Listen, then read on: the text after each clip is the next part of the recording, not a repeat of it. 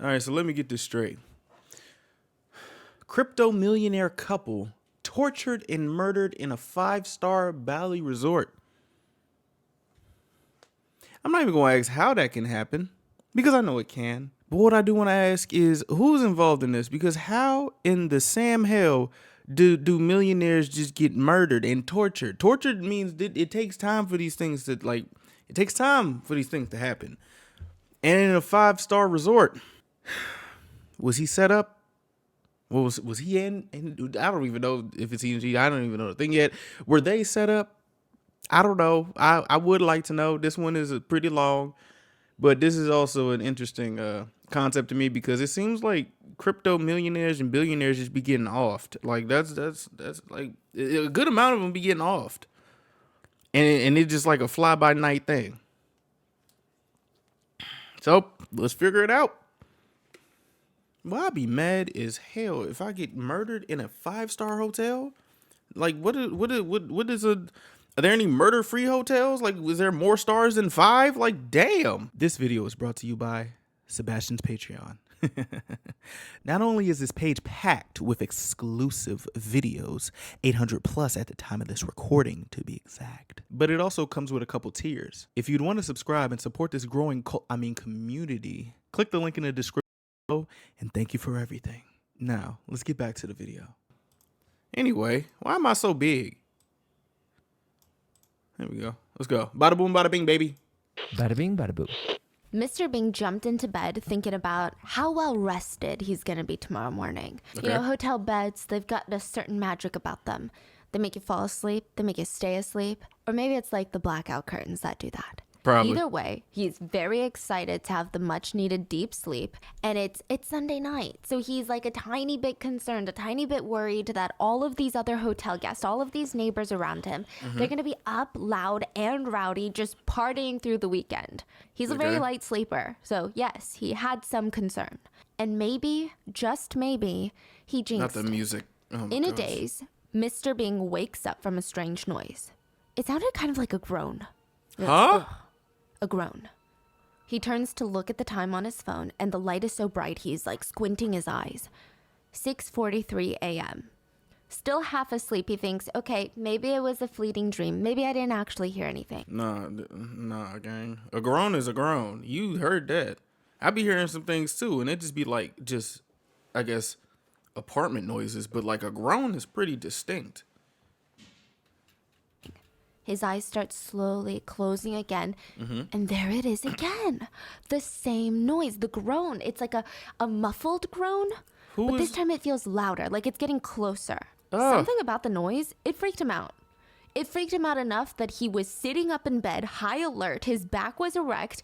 He's pausing to listen for that groan again. Okay. At first, it sounded like it was coming from inside of his room. Uh-huh. And so motionless, he's practically holding his breath, hoping that it would help his ears work better. And there it was. But this time it sounded like it was coming from outside his room, though, like the hallway. Uh-huh. So he grabs his phone, swings his legs to the ground, and he starts tiptoeing to the hotel room door. Quietly, he presses up against the door and puts one eye in front of the peephole. Don't do that. Don't do that. I'm not even gonna hold you. I'm scared of doing that. I saw this movie where somebody tried to put their eye at the peephole. Next thing you know, they had a gunshot to the face. I don't know if it was John Wick. It was one of those movies, but yeah, that kind of traumatized me because you can tell when somebody's looking through their peephole. Like it like you could see it.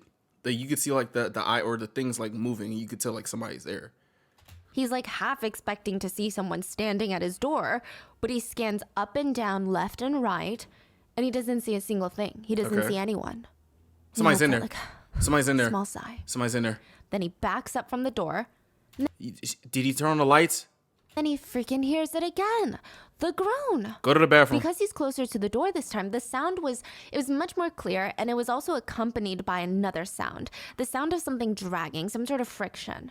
So imagine someone dragging their duffel bag on the ground instead of carrying it by the straps. It's that sort of noise. Maybe Mr. Bing could have reasoned with himself. Okay, a hotel guest is clearly struggling with their oversized duffel bag, and instead of bringing it to their room, they're just dragging it. Okay. But there was just something about this groan earlier that sounded almost primal. What? He glanced at his door locks. Good.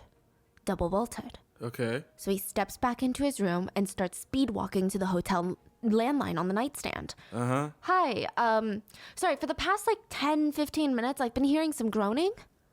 Good morning, Mr. Bing. You said you heard some groaning? Yeah, I think it's coming from the hallway, but it sounds like someone's been injured or something, like that type of groaning. I think someone's struggling. Yes, Mr. Bing. We'll get right on it. Look. Why didn't they ask where it was or where the room was? Well, they probably have oh, wait, never mind. They have the room. Okay. Groaning inside of a hotel, especially a hot vacation spot for couples, it's not the biggest emergency. Yeah. The hotel staff, they prioritized a few other routine tasks and would only get to check up on Mr. Bing's complaint in 20 minutes after he first called. All right. 20 minutes. Remember this for later because it's very important. Uh-oh. When the hotel employee arrives on that floor, he steps out of the elevator and he listens. He's like, okay, there's no weird noises. There's no groaning. I mean, 20 minutes is a long time. He turns the corner and he starts walking towards Mr. Bing's room. And his breath is knocked out of him. Huh? Around the corner, on the floor in front of him, lay the dead body of a young man.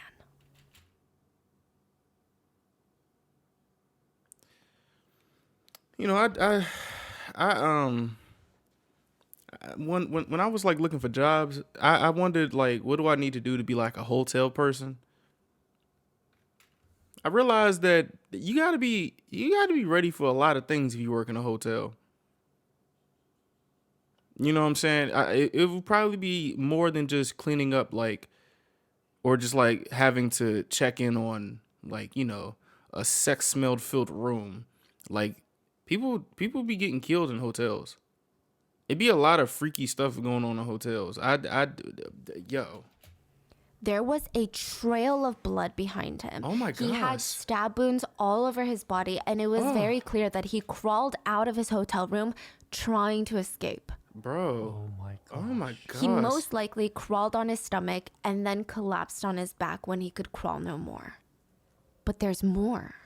He was completely nude. What? And covered head to toe in blood. The hotel guest services employee starts... That's so disrespectful. Oh my gosh. Panicking, and if he followed the blood trail, it would lead him directly to room 4223, just a few rooms down from Mr. Bing, who was in... I'm not gonna hold you, bro. If you're gonna I'm just saying, don't kill people, but it's another level of just humiliation, killing them with their meat out, or just butt naked. It's bro. It's come on, dude. What the fuck? In 4228. And inside room 4223, they would find another body. Oh no. The young man's girlfriend. Bro, what She was found unclothed in the bathtub. There was an open bottle of wine on the edge of the tub, as if she was just enjoying her vacation, enjoying a bath, before she was ambushed and murdered. That's what the scene looks like. This took place in Bali. So the Bali Police Department, they quickly secure the crime scene. Forensic investigators start moving and they start collecting the evidence. The medical examiner is trying to identify the couple, and they begin the autopsies. And it was clear neither of them died a natural death. Which are okay, yeah, I mean, I don't need to be a forensic expert to tell you that, right? Yeah. In a truly bizarre, shocking, strange twist, Indonesian authorities very quickly deemed the case as there were no third parties. They said the boyfriend out in the hallway murdered his girlfriend and then ended things with himself.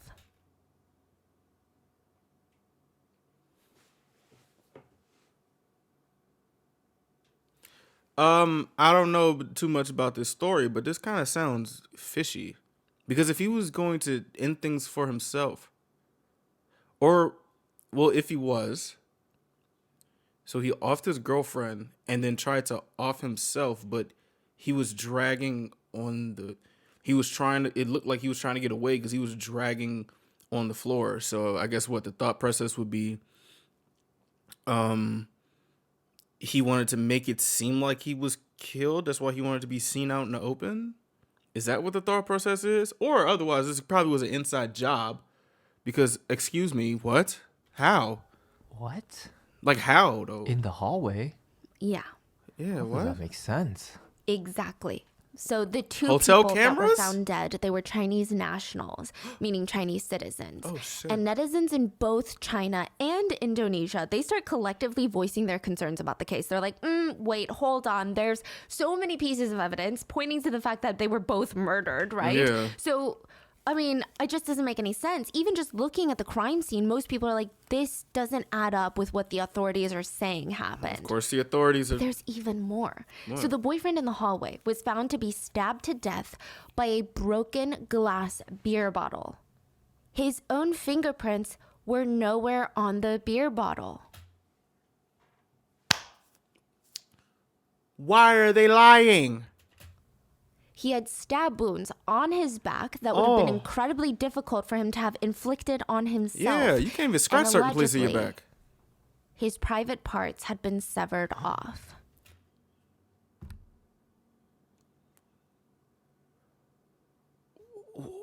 And on top of that, his last text message to his mom just 2 days ago was, "They're trying to hurt me." Bro. And the couple, the victims, they're both very, very wealthy in the cryptocurrency community. Dog. So, I mean, Wait, when was this though? Dog. May of 2023. May 1st, 2023. It's an ongoing case.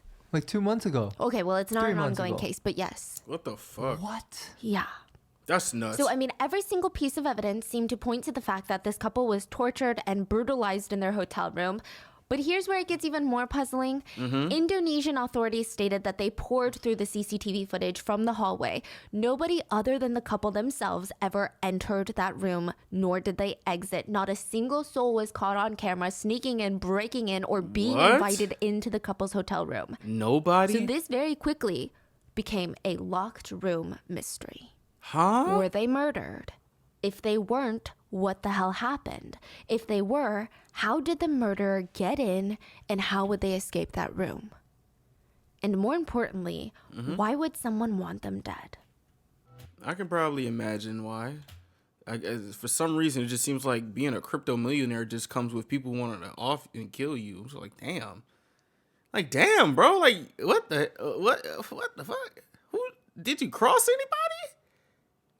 Because why you killed the boyfriend and the girlfriend? What the girlfriend probably ain't do nothing. As always, full show notes are available at rottenmangopodcast.com. We did have Chinese researchers on this case, but I do understand that there is... And also, why are they so mad that they cut your penis off, dog? I don't understand. Why? You was trying to embarrass cuz, for real. Like, that's fucked up. Is another aspect to this case. So if you guys are familiar, if you guys are Indonesian or are familiar with this case, please let us know if there was anything that was missed or anything mistranslated down in the comments. So most of our research was done using Mandarin sources. Hey. And as a legal disclaimer, as of filming, nobody has been prosecuted for these deaths. So the theories we're covering today are entirely speculative. What? But I'm going to be honest with you. I feel like this whole case just feels very suspicious. And just one last disclaimer, violent crimes, they take place literally everywhere in the world. Right. There is not a single person safe from being a victim of a crime or a single place that has no violent crime. Yeah. And just because this crime takes place in Bali, Indonesia, does not speak to their crime rates nor to your chance of being a victim of a violent crime there. Okay. So just, as always, critical disclaimer. thinking skills should be exercised before Yes. casting judgment on an entire city, Yes. country, and or population of people. Yes. I just always want to stress this when a crime takes place in an area which their economy is heavily reliant on tourism. So just to okay. preface. And with that being said, let's get into it. All right, let's do it. The Intercontinental Hotel in shit. Bali is kind of like a vacationer's dream. It's a luxury resort with a private beach that only guests and staff of the Intercontinental Hotel can use. I'm gonna be honest with you. Those type of resorts be making me nervous because I don't know. It just makes me nervous because like I feel like I'm doing too much. Like how, like all inclusive resorts are just, I don't know, just like when people like, I guess do like service. I feel like very nervous that I'm like not being rude because I don't want to be an asshole. Like I make sure to say please and thank you and everything. Like not trying to be an ass. Like Because like I know everything's all inclusive in there, so the customer's always right. But it's like you gotta be nice to the people who are like helping you out, bro. Like I just be very weary because I don't want to come off like a dick. And it's like a paradise. You can choose a room that faces out into the water. That's what you wake up to, this amazing view. They have a doctor on call that's there all the time. Oh. You have nanny services, babysitting services, dry cleaning, valet. I mean, you've got a world-class spa downstairs. 6 different pools that you... I bet y'all ain't got a basketball court. Y'all got a basketball court? What if I want to play basketball? Huh? You got a basketball court? can choose from. You could go to a different pool every single day. They've got yoga classes, tennis courts on the property. I mean, it's part of the Intercontinental Hotel chain.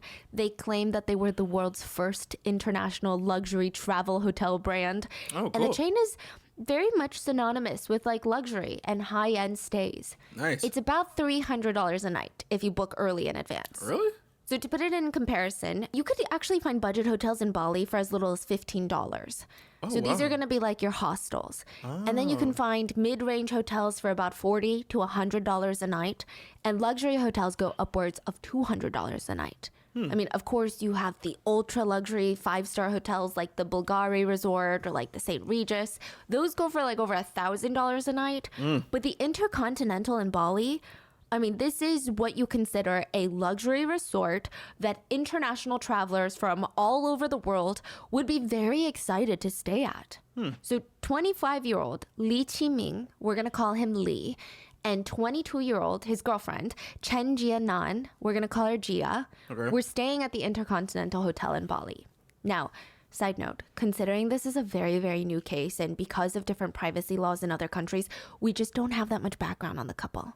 We don't have much about their personal lives as we normally do. So with that being said, we do know that people who knew the couple described them as the ideal Chinese couple. What does that That's how mean? they were talked about. So in terms of even just conventional beauty standards, both of them checked all the boxes. Ooh. People said they looked like an idol couple. Like they're both very young, very fit, very conventionally attractive, and also incredibly wealthy. Yes, they had it all. So Lee, the boyfriend, he's got this very unique hairstyle. It's faded on the sides, and then at the top it's very long that he would put it into this sleek ponytail. And he just looked very Sharp unique in a very cool way. He's stylish dude, huh? He one of them stylish dudes. All right. He had that aura about him. The I aura. mean, it made sense. You would look at him and he'd be like, oh, I'm in the crypto world. And you're like, that makes sense. You look like it. It's so cool. He looked very cool. He would always wear nice watches, drive nice cars, very indicative of his successful career. Bro, you got 2 Phantoms. What the fuck? Oh my gosh. And Lee was said to have been a high school dropout, which a lot of people, that's impressive by his level of success. To become part of the 1% feels nearly impossible already.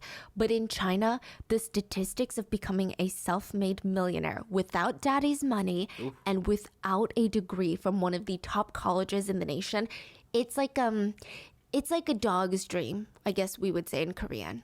A dog's dream? Yeah, it's like there's no point in even it's almost nonsense. Oh, wow. It's so nonsensical. Don't Dog's even dreams? talk about it. It's not even a dream at this point. Yeah, Interesting. it's stupid, meaningless, and pointless to think about because it's never going to happen. But the fact that he made it happen and he was a multi-millionaire at 25 years shout out old, to him. very impressive. Shout out to God. And then we have Jia, Lee's 22-year-old girlfriend. She was studying broadcasting at university, and people said she was Her eyes very are pretty. pleasant. She was very fun to be around, and everyone good person? described her of just being very gentle. Like a good She had what they called a good temper. Okay, which it sounds weird in America to be like a good temper. Who describes someone as having a good temper? Patient, maybe? A lot of people in a lot of Asian countries will describe people like that, and it just means that they're very patient, rational, very good at handling their emotions. Hey, I did the knowledge without even doing the knowledge. Yes. It's like a common way to describe people these days. It's someone with a lot of positive traits. So Jia made a lot of friends in college, and she just really liked to document her life on social media. And from the outside, this couple was perfect. And maybe they were. Gia would post about her cute relationship. Lee was always so kind to her, and they started dating in 2021. So they had been together for like 2 years now. Okay. He constantly just whisked her away on all these trips around the world. I mean, some of their favorite spots were Malaysia, Cambodia, Thailand, Indonesia. Wow. He bought her designer bags. She was always in his Rolls Royces or all of his other supercars because this guy is very wealthy. Wow. But they weren't annoying. You know, they both valued family and friends. Okay. So they're not like, ooh, I only care about money and I only care about flexing. Like, they had a huge social circle of people that they really loved spending time with. So who And wants as to much as they loved having money, both of them did not come from wealthy backgrounds. Instead of being jealous, those close to the couple, they said that they were really proud of just how far they'd come. You know, to go against all odds and see, like this type of stuff is breaking my heart because it just seems like they were just good people. Who the fuck? Why would somebody want to kill them? Like real shit. Like the fuck? make it, you can't help but be impressed by someone like that. And I think 25-year-old Lee, being that young, making that amount of money, I don't think his friends and family would have been surprised if he was like, you know what? I just want to date around. I want to see what kind of women are out there. I want to see who I can date. But he was so serious about Gia. I mean, prior to their Bali vacation, he basically told everyone that he was going to marry her. In America, that sounds like he said, hey guys, I'm going to propose to her, right? In China, it's interesting. There is an action that you can take that is more serious than proposing. It shows a higher level of commitment than proposing. What up? And that is changing your household registration Ooh. from one city to another city. Like, this is bigger than moving in together, bigger than proposing. This is basically signing the marriage license. This was kind of mind-blowing for me, so hopefully I can explain it well. So in China, household registration systems exist, just like how you could be registered to Orange County in California or LA County in California. But it's not like the US where all your registration means, oh, that's the amount of property taxes you pay, or it's not even about voting. I believe you cannot even buy a house in certain cities unless you are registered to that city. Really? Yeah. So unless you have a Beijing registration, you can't buy a condo, apartment, or house in Beijing, Oh. Yeah. Wow. even if you have the money. Interesting. So major cities, everyone's trying to migrate for opportunities like Beijing, Shanghai, and they have registration caps. So you can't save up money to move there and buy a place. You have to physically switch your registration. Wow. So at first, the system was put into place to control the amount of people just moving to the bigger cities and trying to prevent overpopulation. But now it's almost a gatekeeper of socioeconomic mobility. Oh, Lord. Meaning the system assigns each person to a household registration unit based on their place of birth or their parents' place of birth. And people registered to rural areas have fewer opportunities than the ones that are registered to urban areas. That's and it's fucked like up. purely based on birth location. That's So it fucked keeps up. rich city residents rich and poor rural residents poorer. The household registration can impact a person's access to healthcare, education, employment, and other social services. So the system has been highly criticized for just its discriminatory effects. It's even heavily impacting societal trends. This is so fascinating. Marrying someone with a Beijing or Shanghai household registration is like marrying a US citizen. Like, yes, love is probably a prerequisite, but it's also a chance to move to what is often perceived by a lot of people as a place with more opportunities. Huh. I believe in recent years, China is trying to reform this whole system, but I think as far as like 2014, you can do it as long as you get a job in that city, but it's just very complicated. And that is why him changing his household registration to Gia City is like, I am so committed to this girl. Okay. Like, I'm ready to move there and uproot my life. I want to like a marry this good girl. guy. That's the level of commitment. Good man's. And Okay. this specific trip to Bali, it was supposed to be a graduation gift for Gia since she's about to graduate with her broadcasting degree. Hey. Unfortunately, neither of them would make it back home alive. So their bodies were found on May 1st. And 5 days after, on May 6th, the official social media account called Bali Chinese Consulate released a statement. And I've shortened it for all the parts that matter. And it says, 2 Chinese citizens were found dead at the Intercontinental Hotel in Bali a few days Bro, the switch is just like, oh shit. ago. The Chinese consulate is working closely with the local police and is continuing to follow the case's progress. We have briefed the families to go to Bali to deal with the aftermath. We are working with the Chinese consulate to ensure the personal safety of Chinese citizens traveling in Bali. Okay. It did not do what I think they thought it would do. What you mean? I mean, I think they thought, okay, this is good enough to make everyone feel like we're all working together. We're all working on it. But instead, answer anything. There were no further answers or a statement that made the case feel kind of tied up. And this pushed this to headlines all over China. Oh, Chinese netizens were like, wait, what just happened? I think one of my favorite things is like when brands just fuck up. Cause it's like, bro. Like, dog, like, wow. Chinese wealthy tourists in a very nice luxury resort were found dead? A young couple? What's going on? And in growing media reports, more information was released about the crime scene, as well as leaked photos from the crime scene. Oh, that's fucked up. Please, Dog. if you are doing your own research on this case, please be careful. The crime scene photos on this case are very scary, easy to access and to view. Oh my And the families of the gosh. victims have asked they not be spread or shared, so just please be careful. Anyway, Yo. more updates are given to the fuck? public about the crime scene, and everyone is just kind of scratching their heads. I'm trying to figure out, why do people just leak crime scene photos? Like, I just feel so weird. Like, people be leaking like autopsy photos and like just oh my gosh. They're trying to piece together the scene and just to like visually walk you through the crime scene before we get to the autopsies. It was reported that the living room inside the hotel room was ransacked. So there were certain parts of their room that were fine, and then certain parts where there were just like random broken beer bottles, there were blood splatter on the walls. And they still said that he killed her? It just looked like a mess. Uh-huh. But the thing is, nothing was stolen. And that becomes a big thing later. So it's not like someone ransacked the place and they're like, ha, I got your watch, I got your jewelry, now let's go. It kind of looked like a fight had broken out. Oh, shit. And then Gia was found unclothed in the bathtub. Her body was half submerged in water, and Bro. her pajamas were tied tightly around her neck. Dog.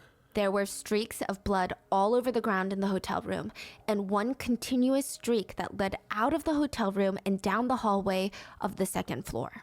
I know it's confusing because the room is 4223, but it's the second floor. Was that building 4? So that's what the crime scene looks like. But what else? You know, what about the autopsies? Can they tell us something the crime scene doesn't? Let's start with Gia's. Okay. Gia had been killed in the bathtub. And unlike Lee, her boyfriend, she had 0 open wounds. Because remember how I said he was stabbed with a broken beer bottle? She had 0 open wounds. Uh-huh. None. There were some shallow, non-fatal, not really like bleeding cuts on her neck, almost like scratches. There was nothing that would lead to her to bleed much. Okay. Her neck was dark with bruises, and her PJs were still wrapped around her neck when she was brought into the morgue. Oh my gosh. She did, however, have multiple bruises on her right hand, right knee, and the right side of her forehead. So it looked like someone took a blunt, not sharp, not something that could pierce her skin and break open the skin, but like a blunt, dull object and hit her on the right side of the head with it, potentially on her knees and hands as well. They looked more like wounds that someone would have inflicted to kind of subdue someone rather than kill. Like, I'm just trying to gain control over this situation. But it didn't look like someone was hitting her with the force and intent to kill her with that.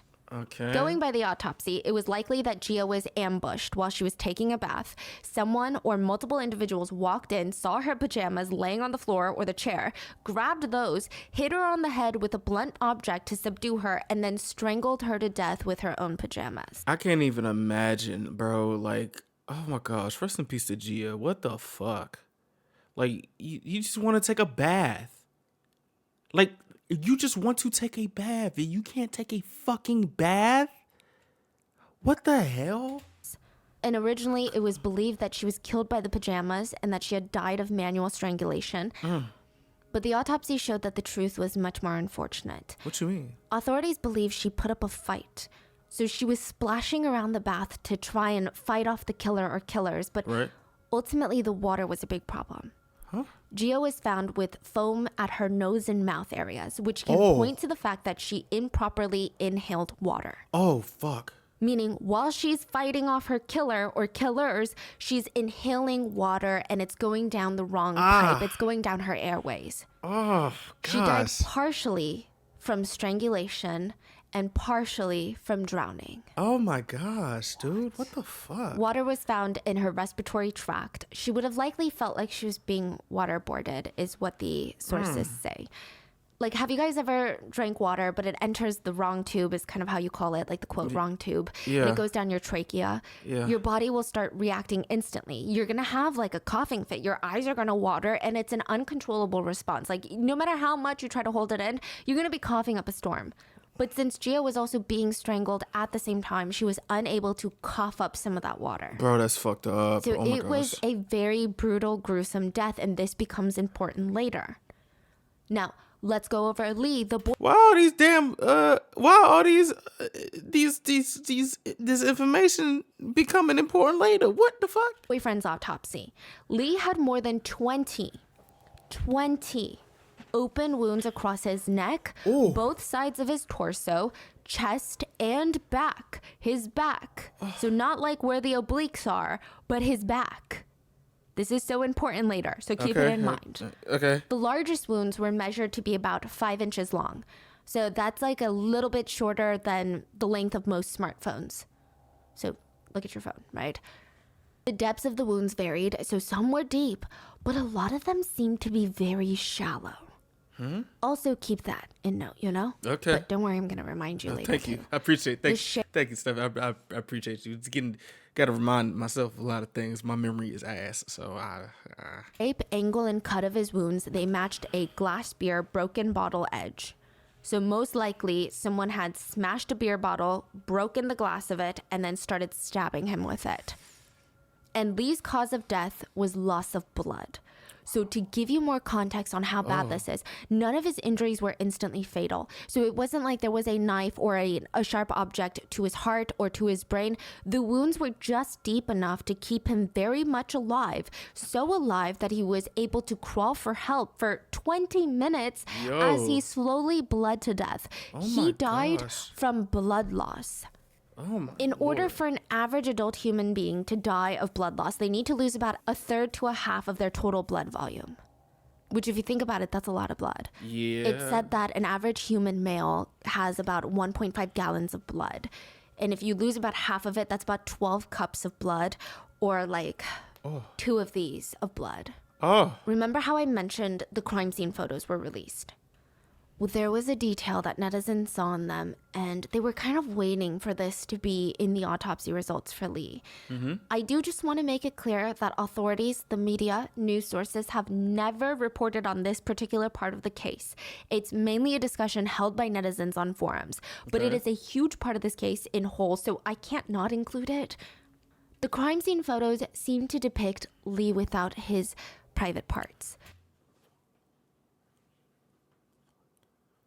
So do we just not have respect for a dead body? Like you have to show that he does not have his member no more. Like what the fuck? Like oh my gosh. The pictures are incredibly pixelated, so nobody can really say with 100% confidence. A few netizens pointed it out, and many more netizens wanted to call them out for being conspiracy theorists. But it seems like when they saw the crime scene photos, they too came to the same theories and speculations. I would say like 90% of netizens were like, yeah, I feel like they were severed off. And they argued, sure, you could say that this happened sometime else, or maybe it was like a genetic condition, but like, what are the odds of that? It looks like it must be connected to this case. Okay. I did unfortunately come across the photos multiple times during the research. I'm so and I sorry. do not advise you to look for them. Just by looking at the picture, I don't think that there's any way to tell with certainty. Like none of this is 100%. That like the pictures, like I said, are incredibly pixelated. So again, this is just what a lot of netizens were saying. And they were looking for this detail in the autopsy and it wasn't there. So they were like, that's a little weird. So this suggestion, this theory that Lee's private parts were cut off plays a huge role in a lot of the theories of what happened to the couple later. So that's the only reason I'm bringing it up. Okay. And then, of course, no crime can happen on vacation without this becoming a huge point of contention, which is, let's go over the toxicology reports. the reports revealed absolutely zero pesticides, dangerous drugs, narcotics, or alcohol present in both of their bodies. Zero. What? Okay, so many contradictions in this. What you mean? Gia was literally found in a bathtub with an open bottle of wine next to the tub as if she was enjoying her bath. There were beer bottles everywhere in the room. What about that? Were they open? Honestly, I don't know what to tell you. We tried going through a bunch of different articles and statements, even forums, and authorities don't really ever address this inconsistency. So I guess it could be argued that the couple maybe drank a little bit, but metabolized the alcohol, and maybe their toxicology tests weren't done right away. Okay. Because on average, alcohol is only detectable in the deceased for about 48 hours postmortem. Okay. So maybe it was done after that.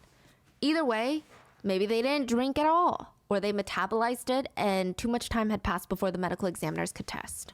With all of these details being leaked to the press, netizens in China and Indonesia, they're getting riled up. I mean, everyone cannot believe it. Like, there was a brutal double homicide in a luxury intercontinental hotel in Bali. Netizens all agreed the killers need to be caught. They need to be put behind bars. This should have been the top priority for authorities. So while all of this is unraveling online, Indonesian authorities decide to hold a press conference. This is 2 weeks after the deaths, and everyone assumed it would be another update, or maybe some bombshell information would be dropped. Maybe suspects and arrest would be announced, maybe motives would be revealed, uncovered. Okay. Netizens from both nations are just on the edge of their seat trying to get answers, and the police said, there are no suspects, there are no arrests, and there will be no further investigation. We are closing this case. There were no third parties involved. Lee had murdered his girlfriend and then taken his own life. I'd be so pissed. Like, I'd be so pissed. Like, what? Like, what do you mean? Like, you're lying. You're lying. Like, you're actually lying. Wow. Come on. Dog, what? People's jaws were on the floor. Mine's on the floor now. When you said it, I was like, bitch, what the fuck? What do you mean? I'm not calling you a bitch. I'm not calling you a bitch. I'm just talking about the... Like, why would you... What the fuck? Why would you say that? But the authorities, they're like, we've got our own reasoning behind it. Okay? And you're like, okay, let's hear it, Yeah, right? yeah, Maybe it's more than we could have thought. Maybe they're smarter than us. Yeah, maybe. Indonesian authorities stated they pulled CCTV footage from the hotel hallway. You could see the door to room 4223, which was the couple's room. Okay. You can't see in their room, obviously, but if the door opens, you can see people coming in and out. There was no way in and out of that door without being caught on CCTV cameras. April 30th of 2023 at 8 p.m., Gia walked into the Intercontinental Hotel alone. She arrived at the hotel alone? Okay. Oh, okay. Interesting. She checks into the hotel Right. alone. The reservation is under her name alone. Okay. Lee, the boyfriend, is nowhere in sight until 5 hours later. He comes into the hotel past midnight. Was he making a play? What the hell? Security footage shows Gia coming down to the lobby to meet up with Lee. They stand Hey, there girl. talking for a few minutes till they both turn and go into the elevators together. Okay. They were seen walking into room 4223 together, and Gia would never walk back out alive. Bro. That was the first night they got there. No, they were actually at a different hotel the previous nights. They arrived in Bali like 2 nights before this. Okay. But they were at a different hotel, and So they that's just checked in to this one. Okay. on May 1st? No, the last day of April. Okay. And then it became May 1st. Yes. Past Right. 12. Okay. And it's that also becomes a point of contention that we're gonna get to. Why were they at different hotels? Because usually, if you're only at they were there for like 5 nights. Well, they were supposed to be in Bali for like 5 nights. If you're at a destination for 5 nights, you typically wouldn't go to multiple different hotels. I mean, yeah, but couldn't they just like have the audible or something? Like something may happen. Because like for some reason, it just seems like when you travel somewhere, literally anything is possible, and you just have to like make a swift decision. Maybe, I don't know. Do we know what hotel? No. What? It was not released. I'm pretty sure the authorities, as well as Chinese authorities, probably know. Okay. Yes. So they walk into room 4223 together, and Gia would never walk back out alive. Right. Lee, on the other hand, was caught on the hallway cameras coming out of the room at 12:50 a.m. So about 45 minutes later, Okay. No he way. walks out of the room. Uh-huh. He leaves for like a short second and then promptly returns to the room. Where Okay. did he go? Nobody knows. Nobody So knows. I don't know if it's the public doesn't know or if the authorities also don't know, right? What? I mean, we can only speculate. Did he step out to take a call? I don't know if he was on the phone. Did he go to get something? Was it a smoke break? All we know is he doesn't step out for long. So it doesn't seem like he goes anywhere outside of the hotel property. We also know that he wasn't seen taking anything in or out Right. during this time. Okay. Some people speculate that maybe Gia was starting to take a bath at this point and he stepped out to use the restroom downstairs. The hotel room probably only had one restroom and maybe he wasn't comfortable using it while she was trying to have a nice relaxing bath. Yeah, I know. He seemed like a very good boyfriend. He don't want to take a shit while she's trying to enjoy a bath. Like, that's rude. That's rude as fuck. That makes a lot of sense to a lot of couples. Yeah. Again, this is purely speculation. Nobody knows why he briefly stepped out of that room, but it was pretty brief. Hey, man, listen. Sometimes I'll be stepping out the apartment to go use the bathroom somewhere else. Because Kyla wants to, have a nice time in the bathroom. Vibe out with some music. I don't want to ruin that with just dropping a deuce in there. It's rude. He gets back into the room and he orders room service at around 1:17 a.m. Damn. Hotel staff deliver the food, and from then on, for the next couple of hours, nobody is seen in the hallway CCTV camera going in nor out of that room. So hotel staff went in there. I'm assuming that they came out, right? Right? 6:23 a.m., 5 hours later, the door cracks open and a bloody hand grabs at the carpet of the door's threshold. What? A bloodied arm reaches out as the body of a man crawls from the door into the hallway. Oh, Lee is fully nude and covered in blood. He is clearly dying and crawling for help. oh my Almost gosh. as if he's moving in slow motion. It seems he was using every last bit of energy that he had to keep crawling forward. His mouth was said to have been seen opening and closing as he groaned for help. He crawled for 23 minutes. Fuck. No freaking way. At 6:55 a.m., he would collapse from exhaustion and blood loss. Mr. Bing, from the beginning of this story, called the hotel front desk at around 6:43 a.m. When did he get out again? 6:23, and So pretty much what you're saying is if they actually hurried the fuck up, he probably may have been saved. But no, they didn't want to go up there for another 20 minutes. What the hell else can happen at 6 something a.m. that you have to wait 20 minutes to go up and help somebody who seems to be injured? Like, was the front desk, like, away from the building, the hotel building? Because, like, I'm guessing 42, whatever, that would be building 4, right? Because that's, I mean, from my understanding, that's usually, like, what it is. I don't know. This is odd. and then he was collapsed at 6:55. And Mr. Bean called at 6:43. Yeah, about like 12 minutes. So 12 minutes he was still technically alive. Yes. He was crawling through the hallway, very much alive at this time. And it's hard to say if the hotel staff came right away, would it have changed the outcome? We don't know. I don't think we'll ever know the answer to that. But the timing is later very important, and it does paint all of this in a much sinister light, if that's even possible. Okay. So the Indonesian authorities, they give their interpretation of the CCTV footage. They believe, based on the footage they have, that the couple were fighting at Hotel A. Their original, yes? I'm so sorry. I think the biggest question everyone wants to know is there another access point to the room? Is there a window, back door? Yeah, I was about to say because no, they're just like honing in on the room and the thing in the, like, I guess seeing them open the door. That's it. That is all. Like looking at the I guess the photos, it's like there's a window there with a balcony. I think that's a balcony or something. Or beach? There is. There is, But the Indonesian authorities hide this from the public as well as Chinese authorities. All right, so yeah, some shit's going on. Because why are you hiding it? I don't know, gang. Like, what? For a very long time. Yeah, all right. Wow. Yeah, okay. So they present the evidence as if, look, we have the CCTV footage.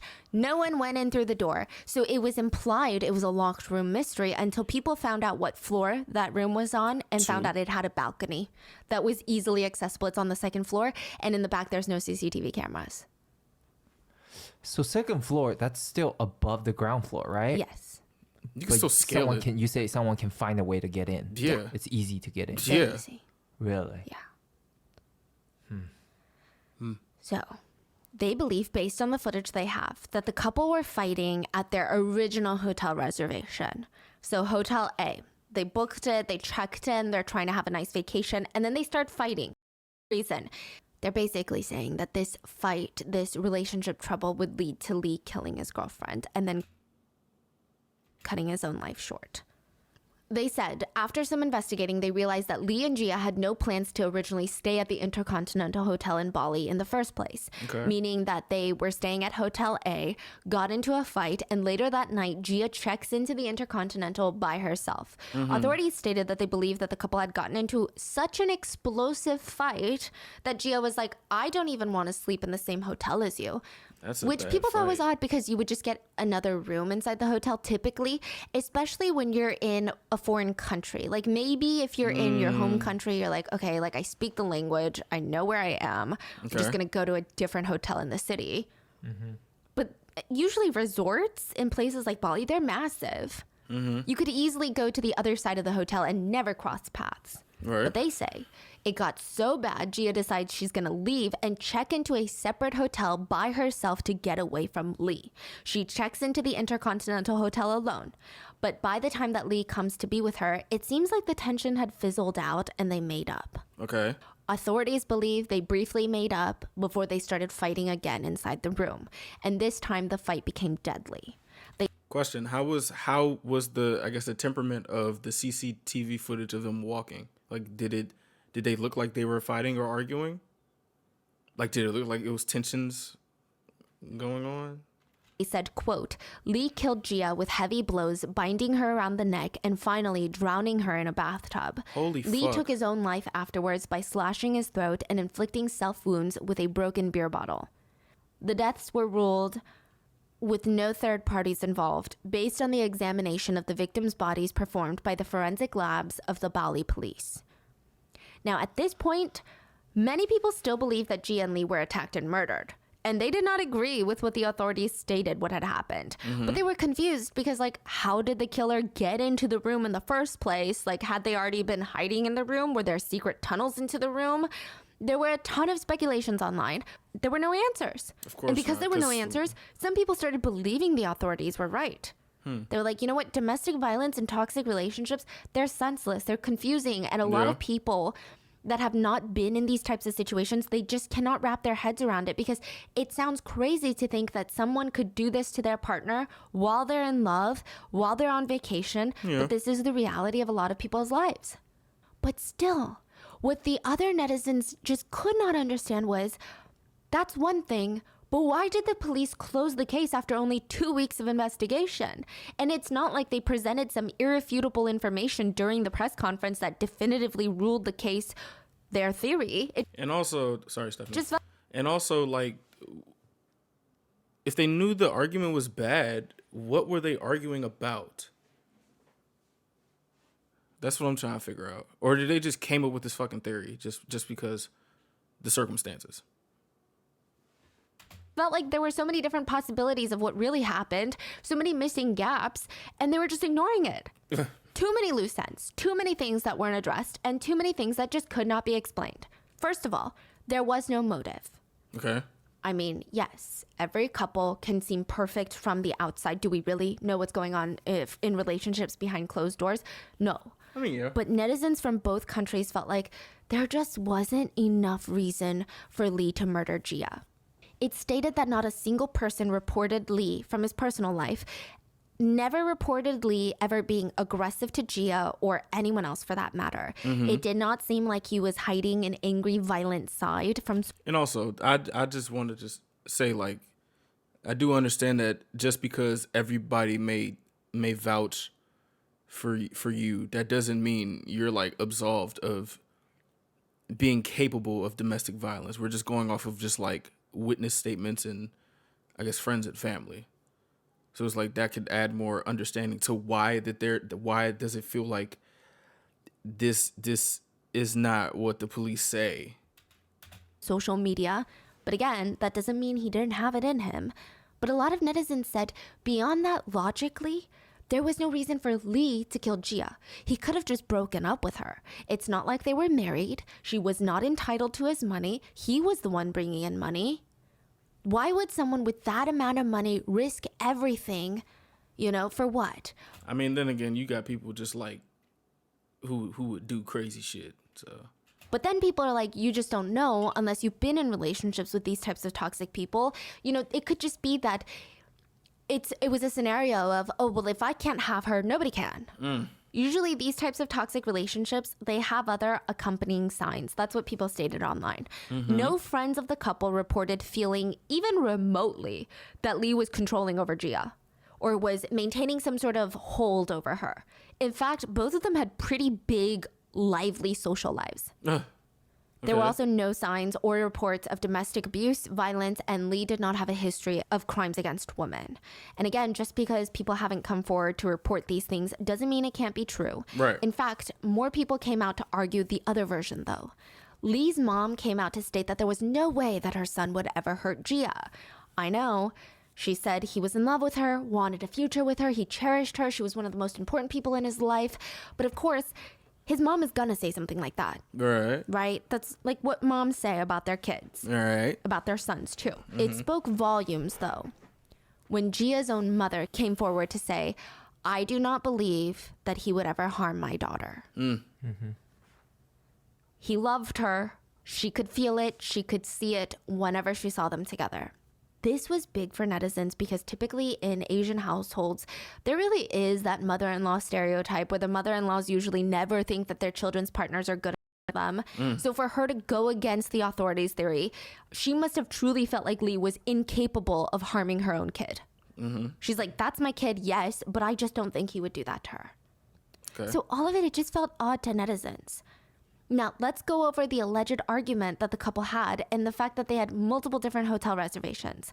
First of all, it's unclear if they even for sure had an argument that night. Okay. That's just what the authorities have gathered from the footage. They could have easily booked different reservations and switched up hotels. And we're going to get into all the possible reasonings and explanations on why they would do something like that later. But even if they did have an argument, netizens wondered, does that really warrant a motive for such a gruesome crime? On top of that, photo evidence at the crime scene showed a red wine bottle next to Gia in the bathtub. I don't know the last time any of my friends or myself had gotten into a fight with their partner and was like, you know what, I'm going to take a bath while the partner is in the room. That's like the last thing you want to do. You're not in the mood for that. You're angry, you're upset. And it seemed to netizens that the couple fought that night. Let's say they did. They'd already moved on. They were in the process of making up. I mean, the bath, the room service, they were both found nude. It seemed like they were having a rather romantic night before it was brutally cut short. But I would say the biggest factor that people didn't believe the police theory was the way Lee was found dead. Yeah, I think that's hard evidence. Like you say, he got stabbed on the back and a broken beer bottle. Like, what are you talking about? It's one of those things where... Also, how big is that fucking beer bottle? That beer bottle shard for it to be... the size of it like an iPhone or something. Like that is for the wound part to be that size. That's what type, like, huh? Yeah, it's possible, but human psychology dictates otherwise. Like, it's so unreasonable that it doesn't make sense. But I guess the authorities' argument is, well, murdering your girlfriend is unreasonable. Yeah, no shit. So he was already doing something unreasonable. You say they're stabbed on the back, correct? Technically, he could. So he would cut his own penis off? Who does that? Wow. So it was very clear, authorities stated it was clear that Gia was murdered. And it could be easily argued that Lee was the one who killed her. We don't know, but you could just argue because he was technically in the room. But the way that Lee was found dead, nobody could wrap their minds around the idea that he did this to himself. It was just so incongruent with the way that people typically end their own lives. So according to the police, he ended things by slashing his whole body and throat with the edge of a broken glass beer bottle. Like, if he really wanted to make such a dire choice, there are much, much quicker ways and much less painful ways to do so. The probability that Lee inflicted more than 20 shallow, open wounds to himself is highly unlikely. That's like torture. Yes. Yeah. Yes. Exactly. That's torture. The main purpose of that is torture. That's what people are saying. The fact that he had so many shallow cuts, too. I mean, it's not even just someone wanted to kill him. It's like someone wanted to torture him. Why would he do that to himself? Yeah. Now, let's say for devil's advocate's sake, Lee in fact did kill his girlfriend and then realized he was going to go to jail for a very long time and made the drastic choice to end things as well. Lee was found in the hallway crawling and crying for help. Even if he had, in the crazy chance, done this to himself, he passed in a way that suggested he regretted his choice at the very last minute, right? And of course, you could argue that human survival instincts, they kick in strong, right? But why would he crawl out of the room then? The natural response would be for him to, call the concierge, call the front desk, call emergency services. Right. So he's trying to escape the room. So there's somebody in the room because he's trying to escape them.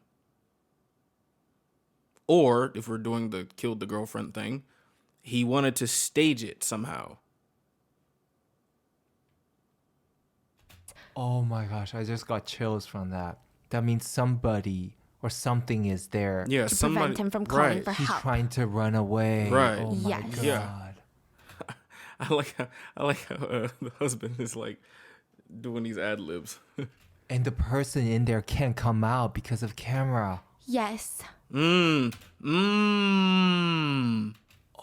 god. Like, that is the clear He's doing the knowledge. He's doing the knowledge. logical reason for, like, logical way for him to survive. Right. So if it was truly just him and Gia in the room, why didn't he call? Yeah. Wow. And like you just said, it's common knowledge that the only guaranteed places inside of a hotel without cameras is inside the suites, and the hallways are typically known to be lined with CCTV cameras. So even if the alleged killers wanted to chase after him, they probably knew it was smart to not, and they probably hoped that he would die from his injuries before getting help. Also, one more thing to note. Statistically, it's not common for people to be found dead with self-inflicted wounds and be naked, unless they are in a bath.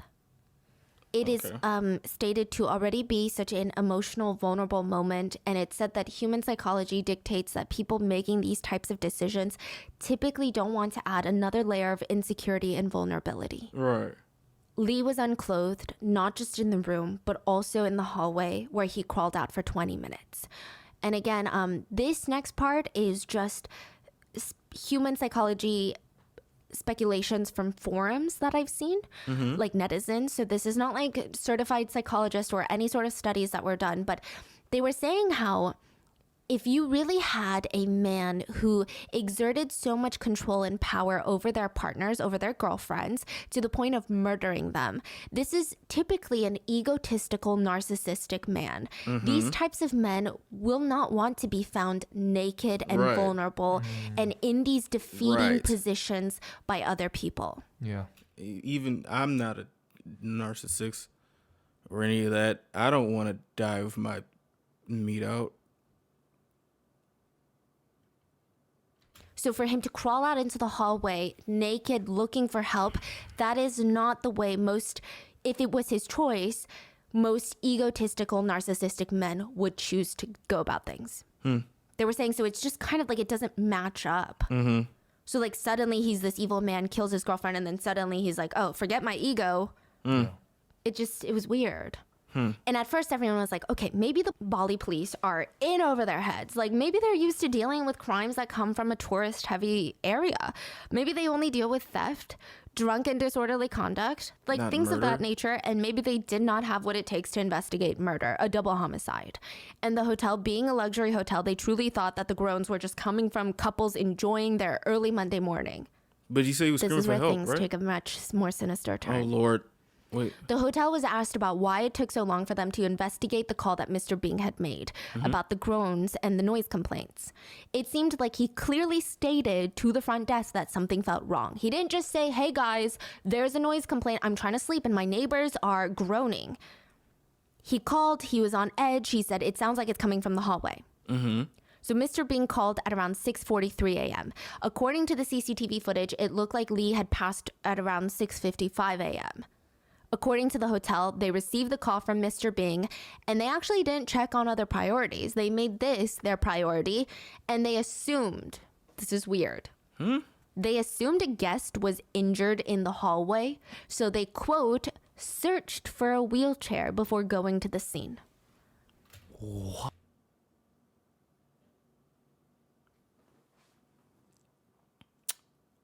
There's two of them, right? So you mean to tell me both of them search for a wheelchair and not one of them go check out the scene and then the other person get the wheelchair and then they meet them upstairs? They both had to go look for the wheelchair, right? What? What are you saying?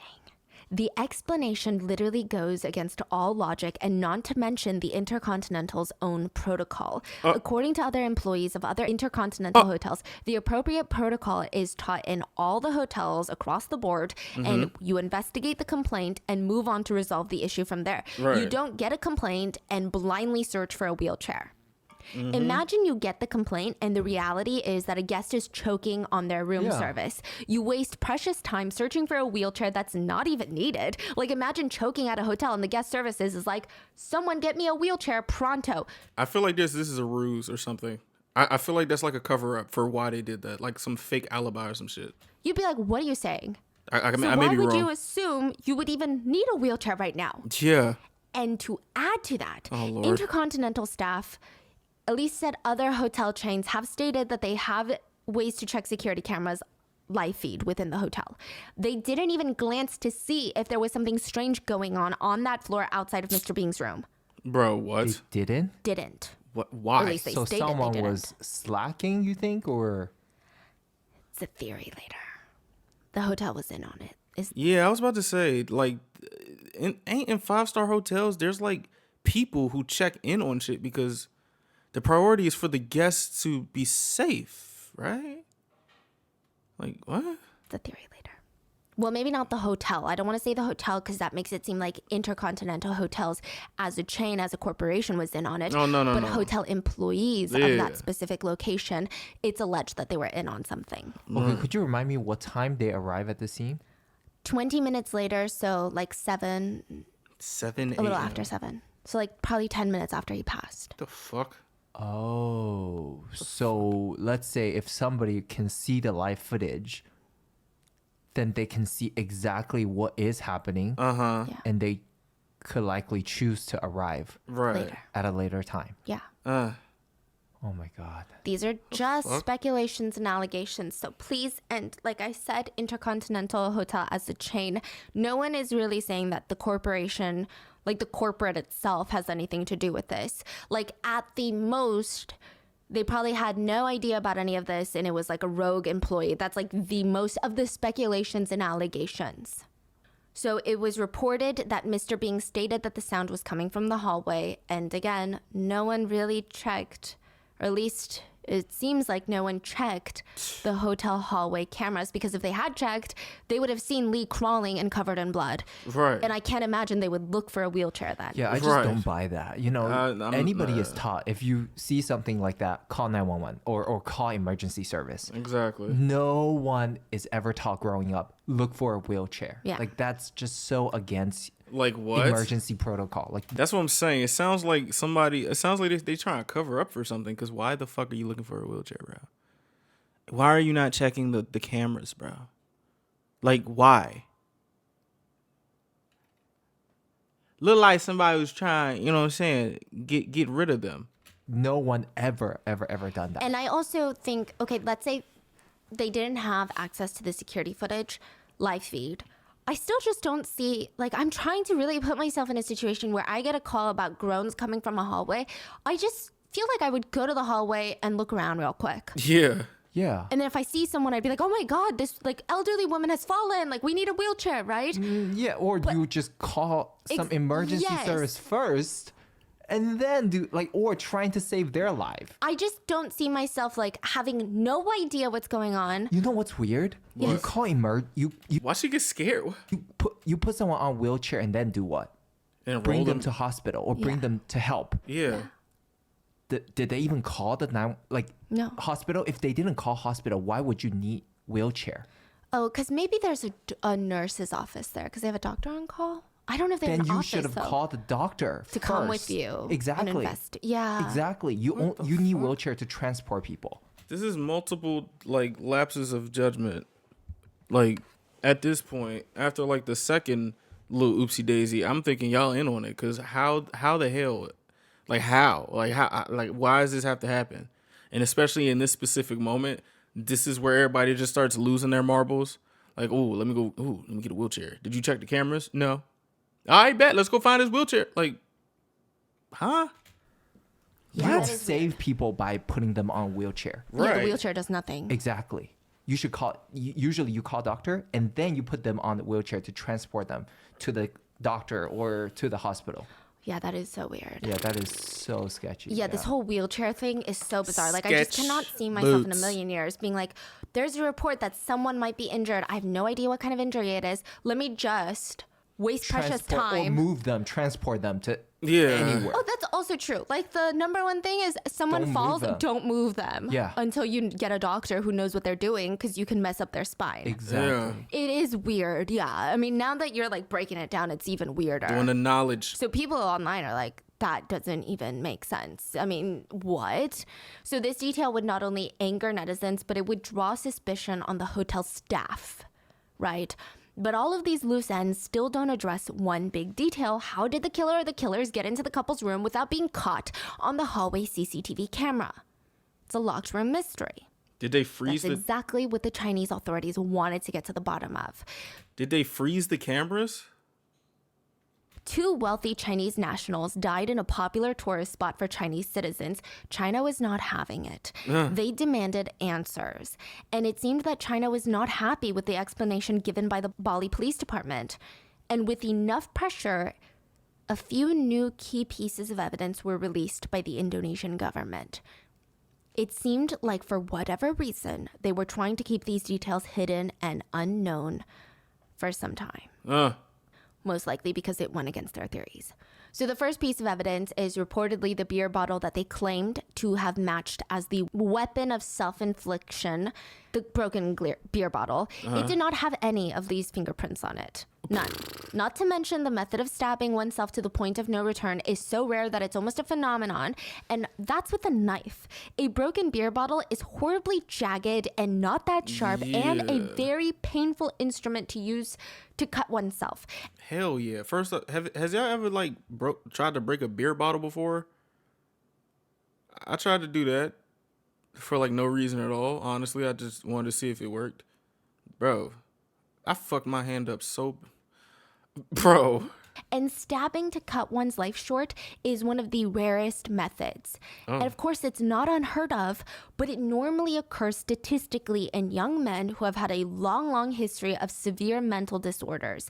Most of them had to have some sort of medical record that depicts a big history of mental illness. And these characteristics were not similar to Lee at all.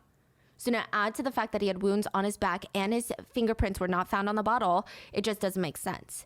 And in even more explosive news, remember the Indonesian government was like, look, nobody was seen entering and exiting, so no third party was involved. Yeah, well, the unit has a balcony that has no CCTV in the area. Meaning someone could have come onto the property and gotten in and out of the balcony entrance without being caught on a single CCTV camera. The fact that they neglected to even address this or even acknowledge it, because they could have acknowledged it and been like, okay, but this ABC and 3D evidence shows why that wouldn't have happened. They didn't even do that. It's almost like we're like, if we don't mention it, no one will know that there's another entrance. And as long as we keep emphasizing the CCTV footage and no one going in and out of that door, then it makes it seem like there was no other way in. It's like very conveniently omitting evidence to just be like, what are you what? Oh, we're not really like lying. You know, we never said there's no other entrance. We just omitted it.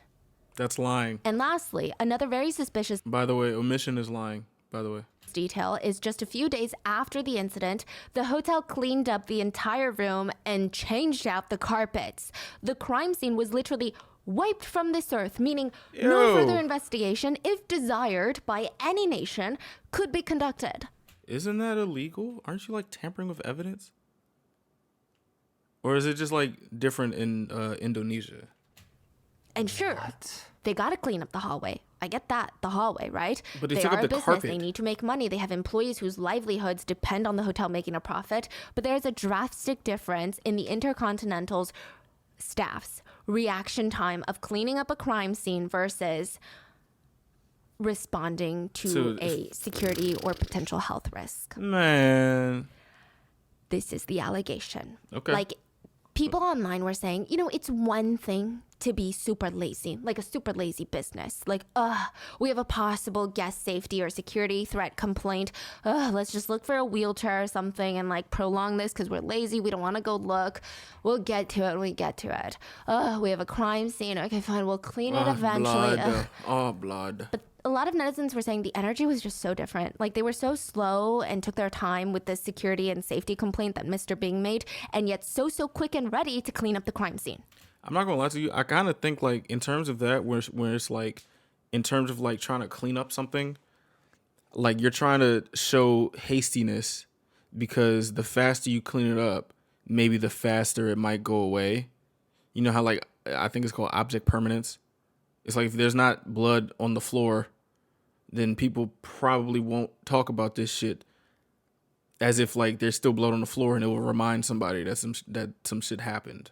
But at the same time, it's like, y'all took up the fucking carpet? Like, wait, what? This made netizens wonder, did they clean up the crime scene so they could resume operation, or was their intention to eliminate all pieces of evidence? Or maybe it was both. So if it was a double homicide, what happened? Was there even a theory that could tie up all of these loose ends? Mm-hmm. The first theory is robbery. Now, this is actually one of the least popular theories, but let's at least cover it. Okay. Some netizens said this was a robbery gone wrong. There have been reports and anecdotes of wealthy Chinese tourists getting robbed in foreign countries while on vacation. Fuck. Because in the global economic scale, Chinese tourists are pretty known now for having a lot of buying power. Whether or not that's true, maybe there's only like anecdotal evidence that they have a lot of buying power and now it's just become like a stereotype.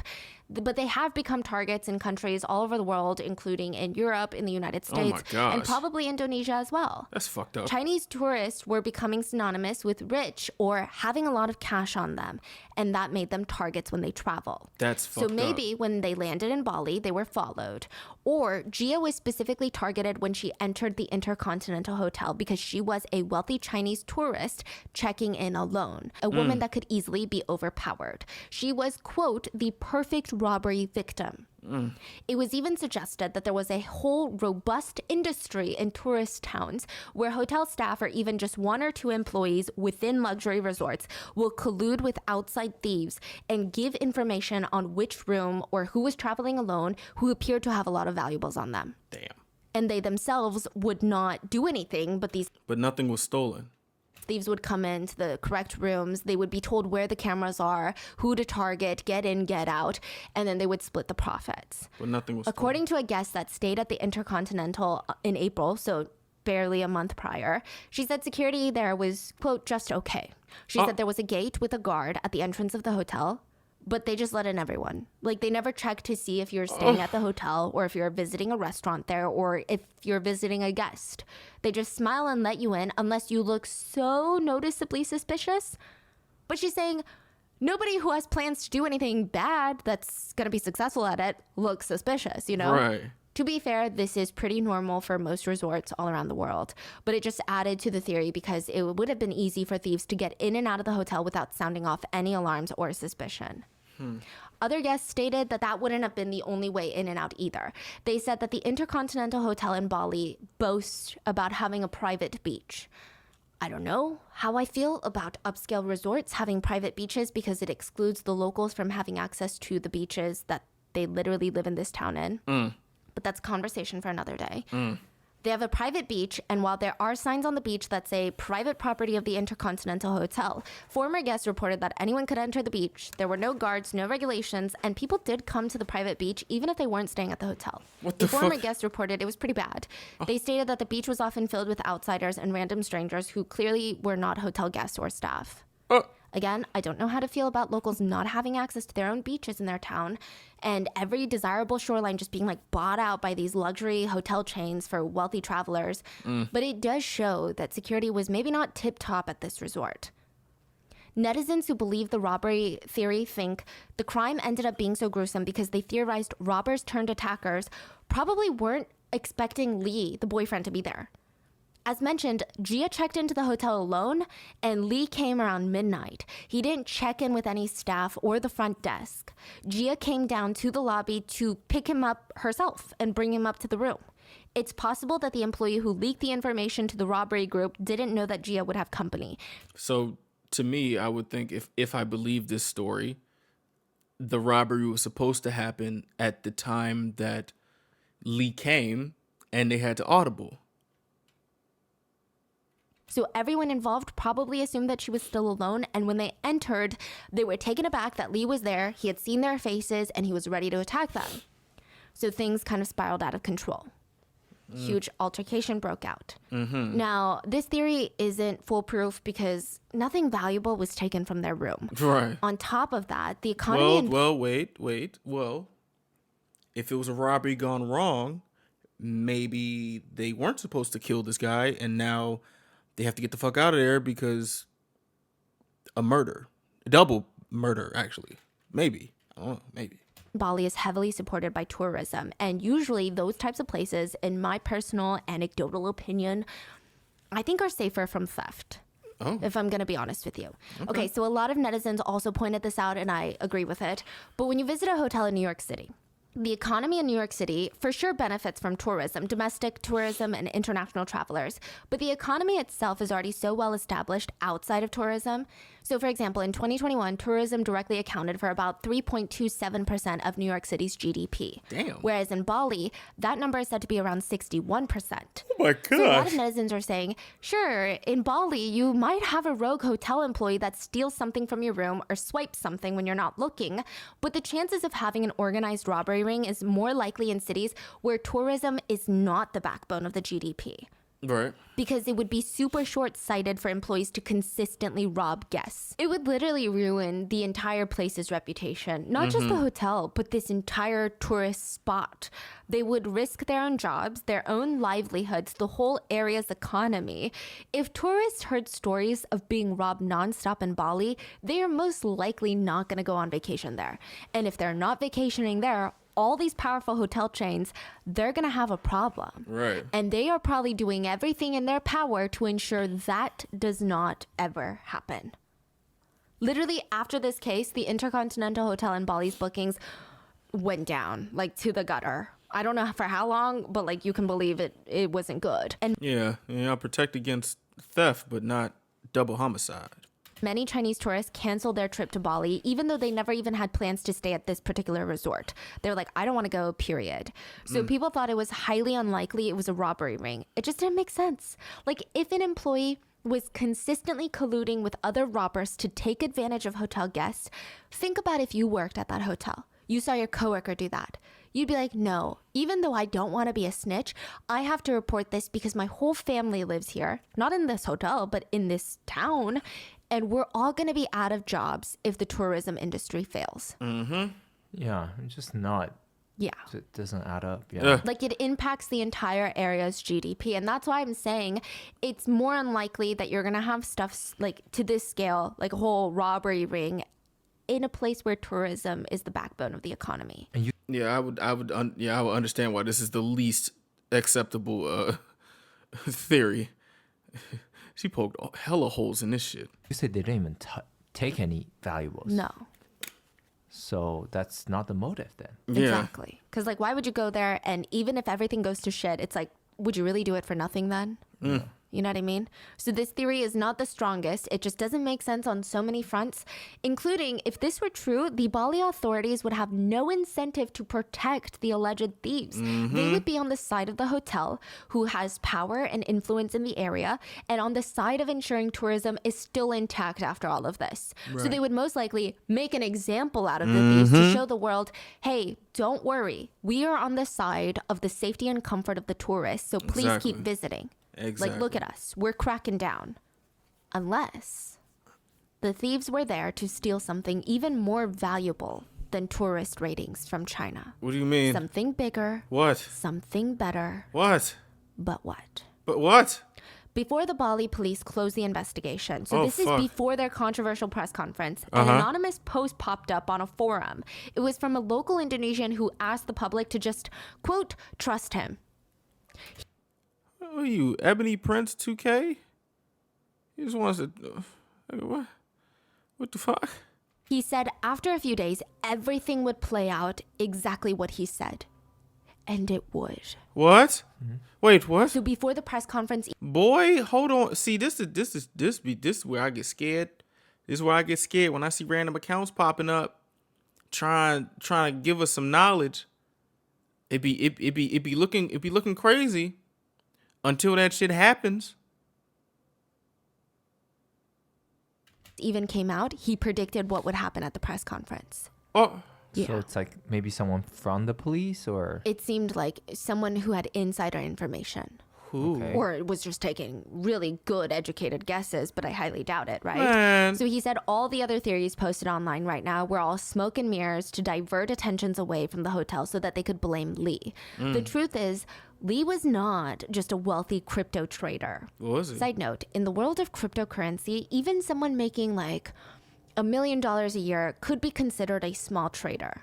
Like, when you're talking about sharks and whales in this game, you're talking like hundreds of millions of dollars. He said the reason that the couple traveled frequently to Southeast Asia is because cryptocurrency laws were known to be less strict than in China. And for someone to travel around to different countries to trade, I mean, that must mean that they were in the crypto world, like, on a deep level. Yeah. They were big deals. Because Call it whales. yeah, whales. Yeah. So according to the anonymous poster, Lee had a net worth that exceeded $500 million. They stated that he had $500 million in crypto holdings. I don't know too much about trading. How much liquid money did he have? Having that much in crypto, wouldn't that mean like his money, like I guess physical cash and stuff like that would be out the wazoo? Because he's holding $500 million. That's crazy. I wouldn't even know what to do. Like, what the fuck? This is from the online post. Yeah. Man. To back this up, there were photos found on Lee's social media account that showed him having intimate dinners with other big whales in the crypto world. Not just some millionaires who got rich off of crypto and now make YouTube videos. I'm talking forerunners in the crypto world. Major people, major deals. Some of these people he rubbed shoulders with were not just rich and successful in crypto, but they held influence. I'm not gonna lie. I think if I ever rub shoulders with some rich people and if I become wealthy, one thing that I will hope that the person that I'm having dinner with does not have like a crazy ass palate for some crazy ass food and then some type of weird longing to embarrass me. Like they just make me eat the most insane stuff. It's like, bro, I just wanna. Can we just like have a burger, bro? Like we can have this conversation over some burgers and fries. If you want to be a little bit more fancy, steak frites, my boy. I don't want to do all that. Cause if I have $500 million in crypto, I don't know that. They would be invited to attend conferences held by powerful politicians, government entities, Fortune 500 companies to talk about the future of crypto.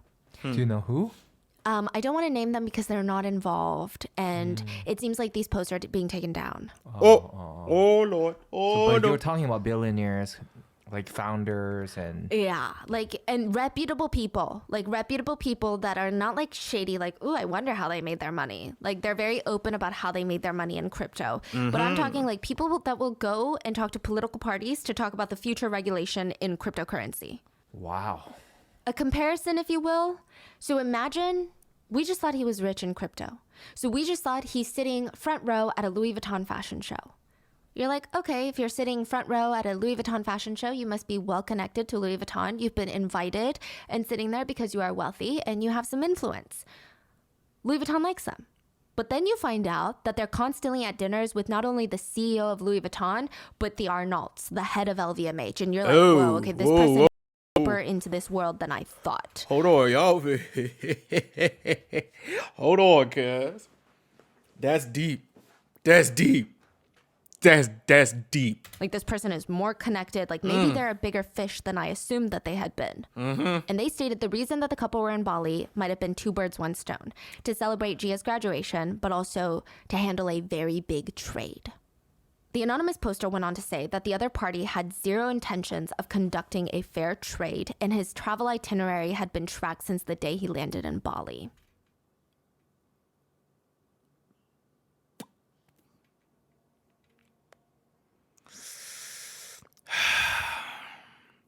Why can't they let niggas eat, bro?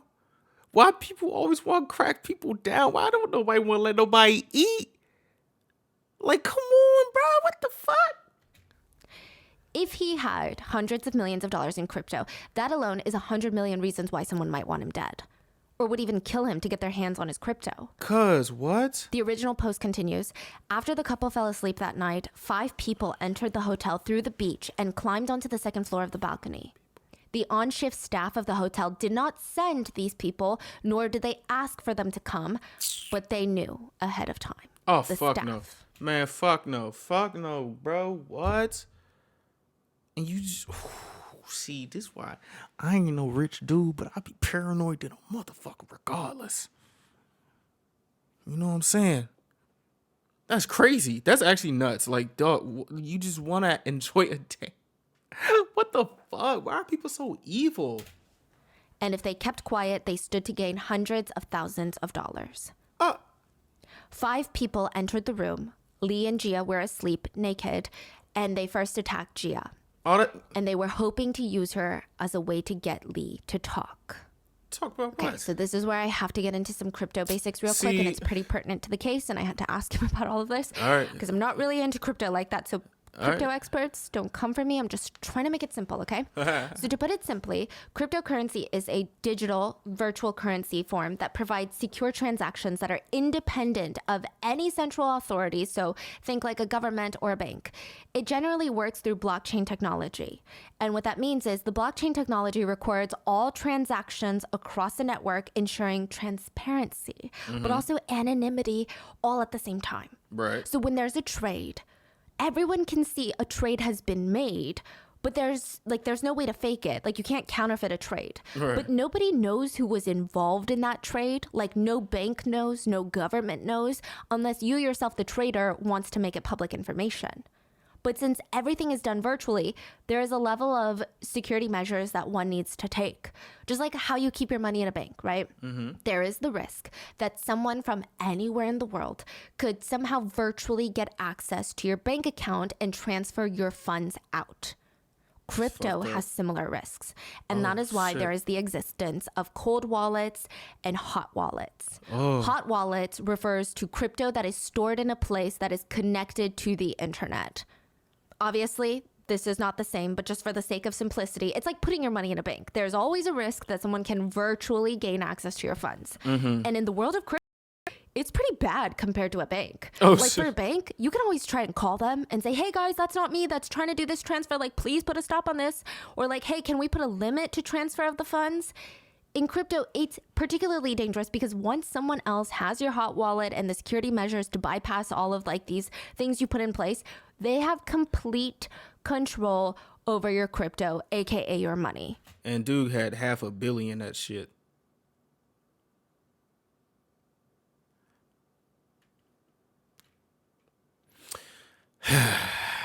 Then you have the cold wallet. This is like putting your cash in a safe at home. Okay. Under your mattress, if you will. Okay. This is a physical key of sorts. So think like a USB. Okay. This will hold crypto, and it's hard to hack because you need this physical key to access your crypto wallet. It's like cash. And once you have all the security measures that are set for this key, so sometimes there's like a recovery phase or like a PIN or like a safety code, right? Like the safe code, if you will, in the cash comparison. Then you have full access to a person's crypto. Wow. So again, crypto fanatics, don't freak out. I'm not a crypto expert. It's not my field of expertise. And this is just the way that I thought I would explain it in that makes the best sense for this case. Wow. I would say that majority of people who hold crypto have it in hot wallets, so they have it on platforms connected to the internet. But most people that have significant amounts of funds in crypto, like I'm talking people with hundreds of thousands of or millions of dollars in crypto, I would say most of them have their funds in a cold wallet, meaning they have a physical key that ensures nobody can hack their crypto without their physical key. I mean, I would hope so, unless you just want to be a walk-in lick. Like, what the hell? So with that, some people will put this key in like a safety deposit box at a bank. Some people keep it hidden away in their home in like a Pringles can in the pantry that no one will even suspect, or under their bed or in a safe.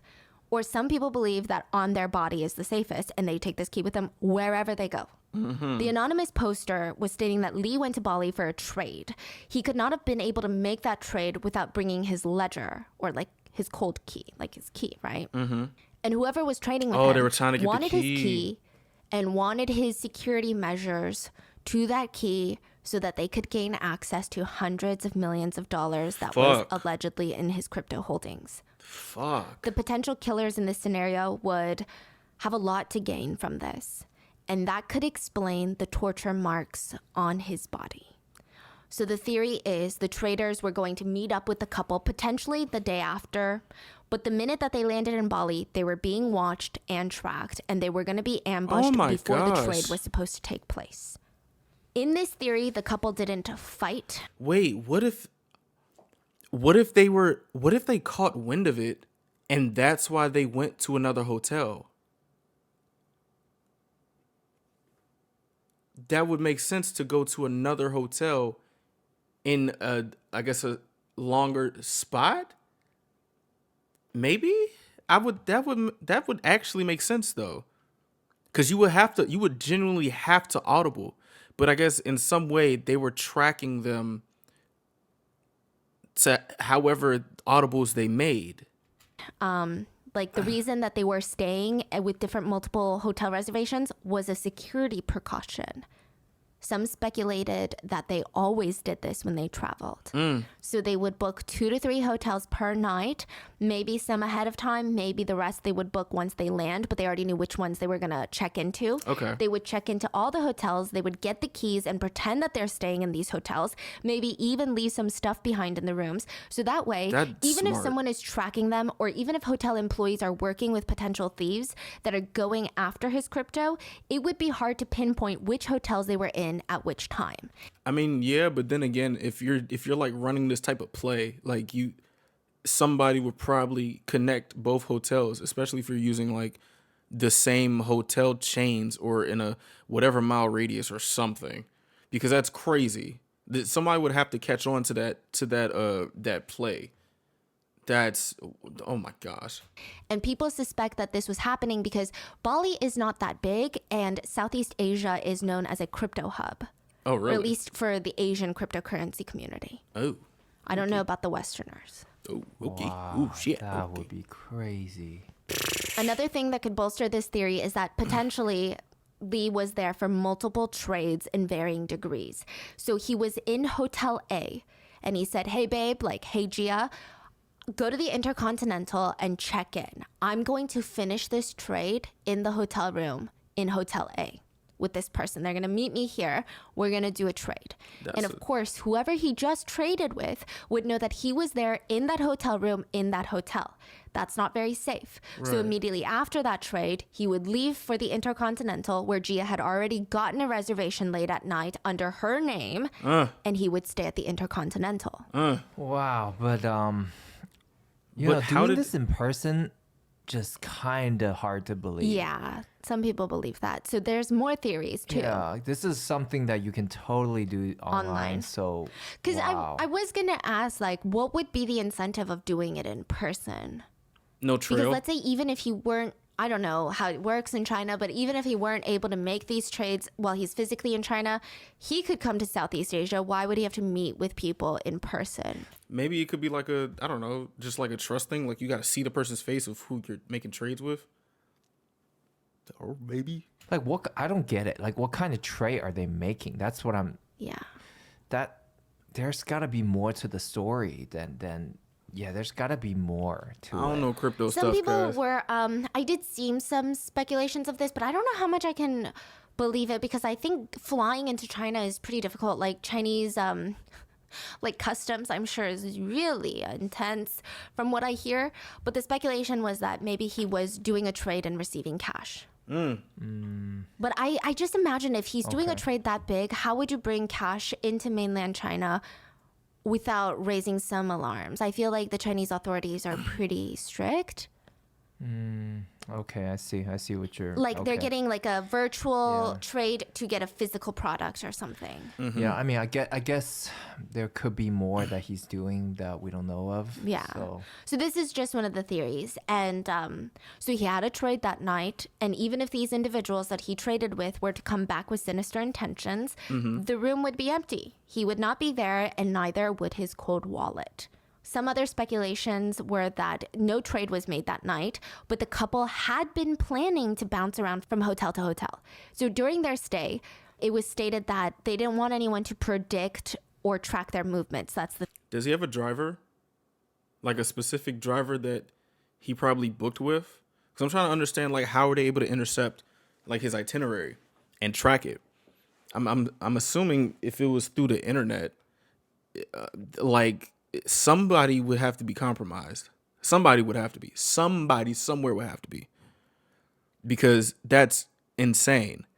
So I'm just looking at people who would probably be a part of the transfer, or maybe Lee was maybe like mistakenly loose slipped. Like he was probably like the dude he was training with was probably good man's, and he just spilled some beans, and they just like made a call, and then that was that. I don't know. The theory, which could explain why they went to the Intercontinental so late at night. So if Gia had checked in early, around 2 p.m., which is like the typical check-in time for a hotel, the hotel staff, if they were in on something sinister, they would have all day to alert the others and start plotting. Okay, which ways are the entry key points? But if they checked in late and Gia was alone, and it wasn't until around midnight that Lee came to join her, it would be hard to plan something for that night because there's only so much time before the sun comes up. And crimes inside popular destination resorts, they would have to be done in the cover of darkness. But the killers got to them regardless of the security measures that they allegedly put in place. So the theory paints a picture. Gia was attacked in an attempt to get Lee to talk, to give up his cold wallet and his security measures. Likely they staged the bath entirely, is what the netizens believe, that they just filled the water and then threw her in there. And that could explain why there wasn't even alcohol in her toxicology reports, yet there was an open wine bottle. Right. And then they grabbed Lee and tortured him until he gave up his key and security measures, which would explain all the shallow cuts and the potentials that his private parts were severed off. Yeah, they were trying to make a statement somehow. Like somehow, some way, they were trying to make a statement. That seemed something like a killer would do to extract some sort of information from their victim, is the speculation. Like, you only do those things, allegedly, if these things were done, you only do those things if you have insane hatred for someone or you're trying to get something out of them. Yeah. Another thing to support this claim is authorities reported nothing of value was taken from the hotel room. But why would the killers need a Rolex when they were after hundreds of millions of dollars in crypto? But this isn't a fail-proof theory either, because evidence authorities claim they found in the room do not support this claim. Oh. So there were no signs of forced entry in the room, and I'm not sure that includes the balcony door. I'm assuming it does, but they could have easily left that unlocked or open a crack to let in the breeze. You know, when you're at these types of resorts, you kind of let your guard down. Another thing authorities stated they searched for were fingerprints, DNA, and footprints from third parties, and they stated that they found nothing. The only two people with prints, DNA, and footprints in that room were the couple. However, netizens don't really believe anything the authorities have stated about this case. They feel as if the thieves knew enough to pull off something like this and had just gained access to hundreds of millions of dollars. It would have been easy to buy off the authorities, which could explain why the authorities would withhold such key pieces of evidence, like the fingerprints on the beer bottle and the balcony entrance. The anonymous poster stated that there were 5 people that were in on this, and in the end, despite giving them exactly what they wanted, they did not want Lee to make it out alive. So they stayed until he bled out. Thinking that he was dead, they left in the cover of darkness before the sun came up. Lee was not dead, like insinuating that he pretended to be dead. They left. He mustered up whatever energy and strength he had and crawled out of the room. Interesting detail, on May 1st, 2023 in Bali, the sun rose at 6:23 a.m. Lee was caught on security cameras at 6:32 a.m. crawling out of the room for help. Oh, as soon as the sun came up. He could only crawl and groan. He could not even scream at this point after enduring a whole night of torture. And the hotel staff on duty, it's alleged by netizens that the staff, not the chain, the staff were in on it because they stood to gain not just a fancy watch or a few $1,000s like the robbery theory, but they likely stood to gain thousands, if not tens of thousands or hundreds of thousands, really, to gain from this. It's alleged that when they got a call from Mr. Bing, It's very disheartening hearing what people would do to just get like a good 10 bands. That's like, bro, that feels like you getting blood money. Like, I think if I did some shit like that, like the money I would use, something bad will happen every single time I use this money. And like, if I give this to somebody, I'm passing on bad karma. Because what the fuck? delayed the time before getting up there to let Lee die. So they, quote, looked for a wheelchair. In the end, the anonymous poster stated the Bali police would no longer be providing any more helpful information and would state that no third parties were involved. The poster stated that the Bali PD will deem this case a no third party done by Lee type of case. This is This post was up before the Indonesian authorities held their press conference. So netizens believe that this is a pretty solid theory and that whoever this online poster was had some inside information. This is insanely accurate. What the fuck? And of course, there is no way to determine that this is 100% true with the public information that we have right now. But the amount of money involved in this theory is more than enough to support a motive and a way to control the authorities. I wish somebody knows his wallet address. Then you can track his money. Yeah. And so if there's movements after his death, then you can easily see, oh, wow, somebody is after it. Mm-hmm. There is a more popular theory. What? There's more? Yes. Okay. But before we get to that, right? One argument was made that if he was tortured all night long and he was forced to watch his beloved girlfriend get murdered in front of his eyes, how did no one hear anything from that room? Mm-hmm.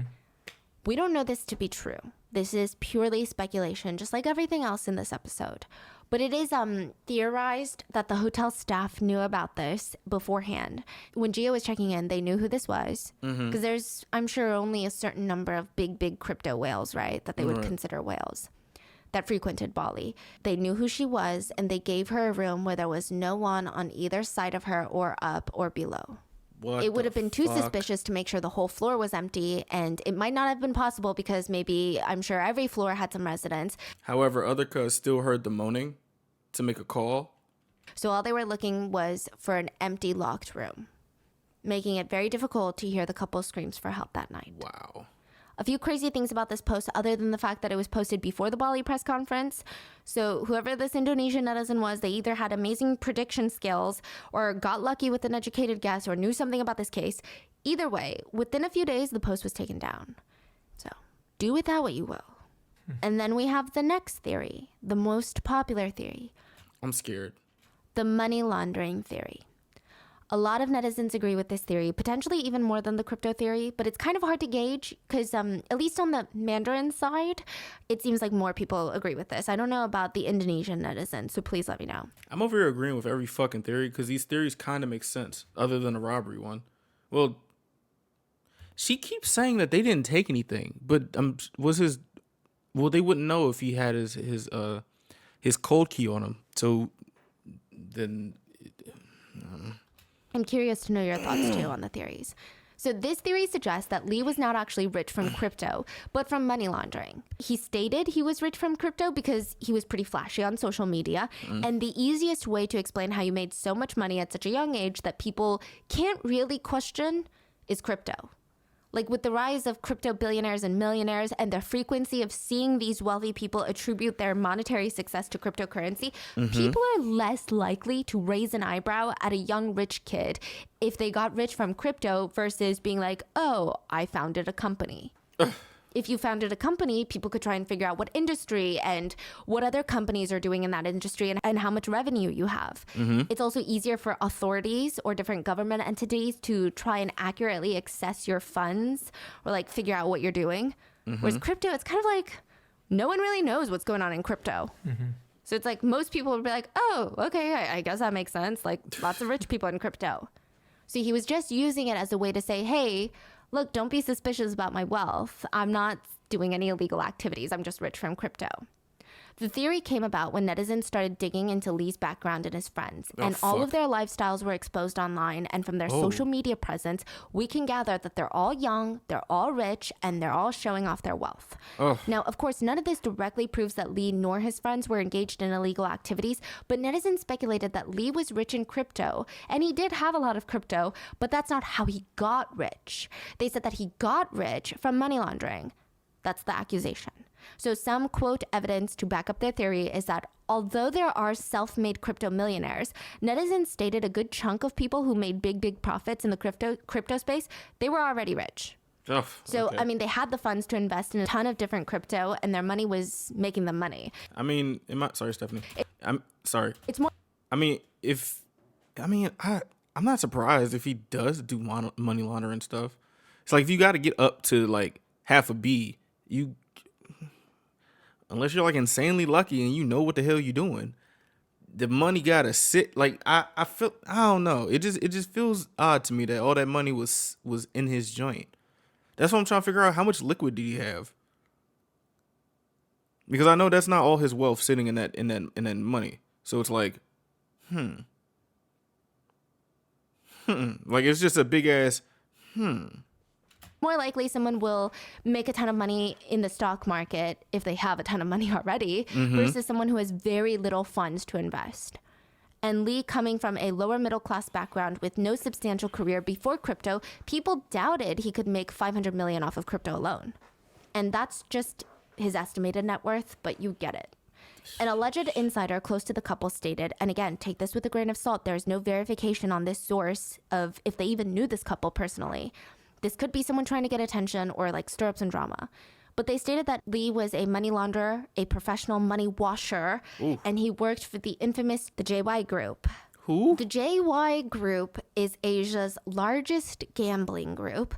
Some people would call them one of the biggest organized crime groups in Asia, but I would not call them that because I have a ton of Asia trips coming up, and I would like to have some peace of mind. But some people might say that. I'm also not saying this. Netizens are saying this. But they're saying that they are one of Asia's largest money laundering groups. According to an insider, Lee was washing money for them. And to give you quick background, to like put it... If he was washing money for people higher than him and he has 500 M's estimated, that is crazy. That is what the fuck? Simply, money laundering can involve 3 big steps. So the first step involves the placement of illegally obtained money, meaning introducing that illegally obtained cash into the financial system. So that could be putting it into a bank or into crypto, introducing it somehow into the system. And the next phase is layering the money. So this is when you start mixing the illegal money with legally obtained money to disguise the real source of the illegal money. Okay. Have a deck of cards, and this deck is all legally obtained money. Everyone, like from their jobs, these are like people have bought stuff from you, like legal. Right. Then you introduce illegal funds into this deck of cards, and you just start shuffling to the point where no one can really pinpoint which cards were illegal and which ones weren't. I mean, statistically, you could say maybe a certain percentage of them were illegally obtained money, but you don't know which ones. And you just keep mixing. Then the next phase is called integration. This is when you reintroduce the illegal funds straight into the economy. You start dealing out this deck of cards. Okay. Now, money laundering is crazy illegal, like everywhere, not just in the US, but everywhere, in Indonesia and China, everywhere. Money laundering is, at this large scale, is very high stakes, high punishment crime. Most governments clearly let a lot of things go, but they are not, if they're not getting a cut from your earnings, that is like an unforgivable crime in most government entities. Wow. Apparently, Lee's role to act as a middleman, a money washer to the JY group, his task was laundering the money for the group via crypto. But according to someone who claims they knew the couple, allegedly, he slowly skimmed a bit off the top of the money that he... Some people need to watch Scarface, bro. The nigga Sosa told him, fly straight. What you can't, if you making plays, you cannot skim. You can't skim. They are going to see that money gone. Bro, you can't skim. Because if you keep skimming, it's going to be noticeable when that money is gone. And now niggas is on your ass. Come on, bro. He was ordered to launder. And when I say some, they stated it was around $14 million worth. This nigga not skimming. He taking bites out this shit. What the fuck? That he basically stole from the JY group. And these types of groups, they like to make an example out of whoever wrongs them. According to an insider, they ordered a kill on Lee, and whoever finished the deed would stand to gain a few $100,000. And it would be important to make the crime scene as gruesome as possible because the news had to travel far and wide and instill fear in any other washers that they had. As a sign of, this is what happens to you and your loved ones if you cross this, so don't even think about it. Hey man, I'm not somebody to tell nobody to what they need to do in illegal activities. I'm saying don't do illegal activities. But if you working for somebody, obviously you shouldn't try to fuck them. All right?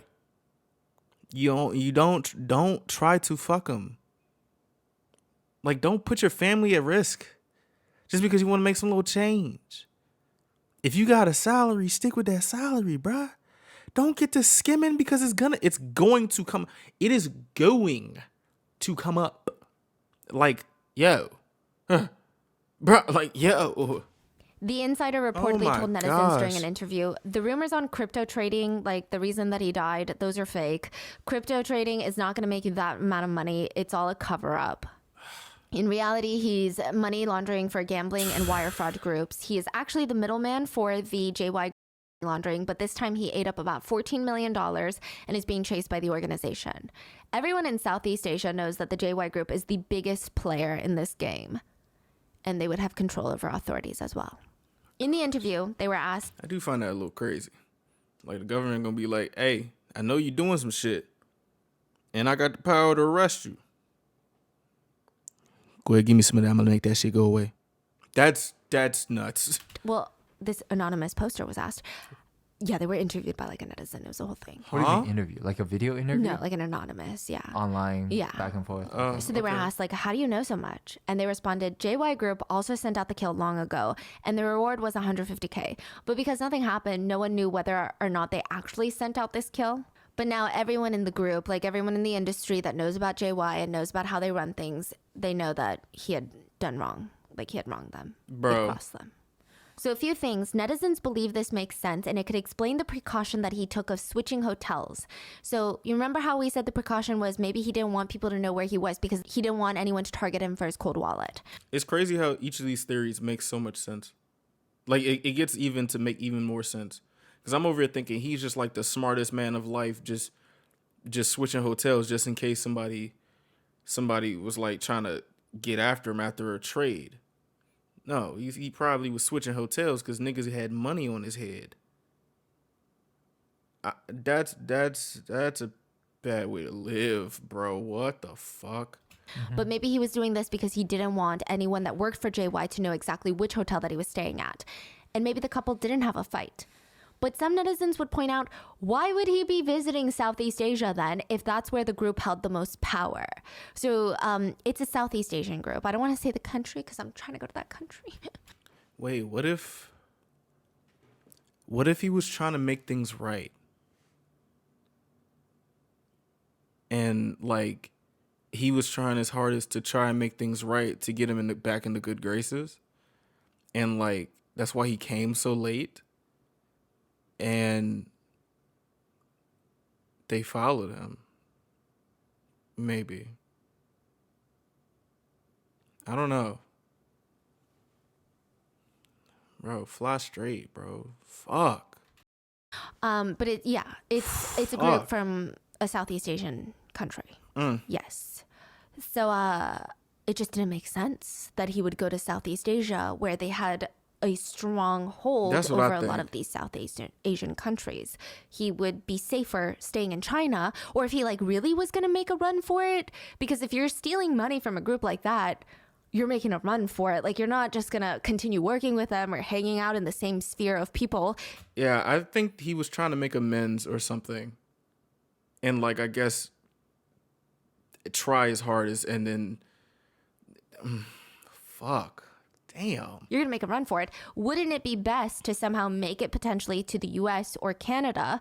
And I know immigration is really hard into Western countries from China, but when you have that amount of money... it could open doors. That breaks my heart, So these are places where this group might have much less reach. Not saying that they don't have reach in these places, but probably much less than in Southeast Asia where they really hold the reins. But something that does kind of support this theory is if you look at the timeline of Lee's wealth, it doesn't add up. So he started flaunting his wealth online around 2017, 2018. And also, it's like, why do people flaunt their wealth? If you're not flying straight, bro, why are you trying to show the world you fly? Like, oh my gosh. But he also would later share screenshots of his crypto accounts, not like his account information. I don't know if that makes sense. But it would show how it had grown and how many funds were there at certain points. How much money is in there? Yeah, like not all of it, but like some of his accounts, you know? He would just show like snapshots as like motivational posts, really. When? This was way before he was murdered. Okay. Yeah. And he didn't have much money in whatever he was showing at like 2017, 2018 era. So people are like, wait, but you were showing like all these Rolls Royces back in 2017. And if your crypto accounts later that you were posting about didn't have that much money in 2017, how were you affording that lifestyle back in 2017? Man. So either you had a different account that had a lot more holdings in 2017 You're saying he's flaunting an account that doesn't have a lot of money? It did at the time that he was flaunting it. So like think about it, in 2022, he posted something in his like growth, you know? Oh, And you're it's saying, okay, showing so the here's the evolution. account. I see. Here's the account in Yes. 2022 that has, let's say, 100 million in there. Yes, or And something like that. if you look at the graph, it's showing in 2017, he only had like $100,000, for example. Yes. So that means in 2017, he didn't have a lot of money. He just made the money in 2022. But when you go back to his 2017 social media post, he was flaunting a very large lifestyle. So people are like, that doesn't make sense because your money in 2017, at least from the account that you showed us, does not have money in 2017. So see. how are you buying all these Rolls Royces and living in these mansions? And like, Hey, man, I mean, he probably just had more accounts with more money in it, and he was just showing, like, his smallest accounts and how it grew.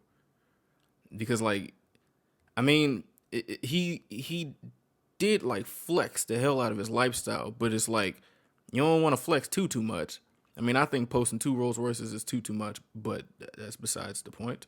like doing all these things. Okay. So I think that's why people were like, okay, maybe he didn't make his money from crypto. And that's not saying that he doesn't have money in crypto, but maybe he didn't make it there really in the beginning. Insiders even speculated that 2 of his Rolls Royces he frequently posted in were not actually his, but they were from the JY group. Oh, And they let their washers like drive Rolls Royces. that's nice of them. Look, I'm not sure if you believe any of these theories or more than the other, but one piece of evidence that can be used to support either the crypto theory or the money laundering theory was that Lee texted his mom a few days before his death, 2 days before his death. And he sent his mom a text that said, "Mom, don't listen to what other people say. They're trying to hurt me." So at first I was like, okay, maybe they're like spreading rumors about this guy, right? This text alone, though, made netizens question, okay, did the authorities even see this? Did they even care about this? How can they say no third parties were involved when he literally explicitly stated 2 days before his death, they're trying to hurt me? When asked about this text message, Lee's mom said it was strange. Earlier that day, she got a call from an anonymous person that kept telling her that her son Lee was doing drugs and was having thoughts of ending things. Oh, hell no. She freaked out because she was like, who is this? Why are you telling me about my son? Where is my son? She reached out to him and he texted her saying, Mom, don't listen to what they're saying. They're trying to hurt me. Oh. What? She also reported receiving threatening calls after her son's death. She later said in interviews, I'm so afraid. I don't know if someone is a reporter and reaching out, or if they're reaching out pretending to be a reporter and have plans to get to me too. Bro, what the fuck? Because of this news, Lee's mom never even flew out to Bali to help extradite her son's body.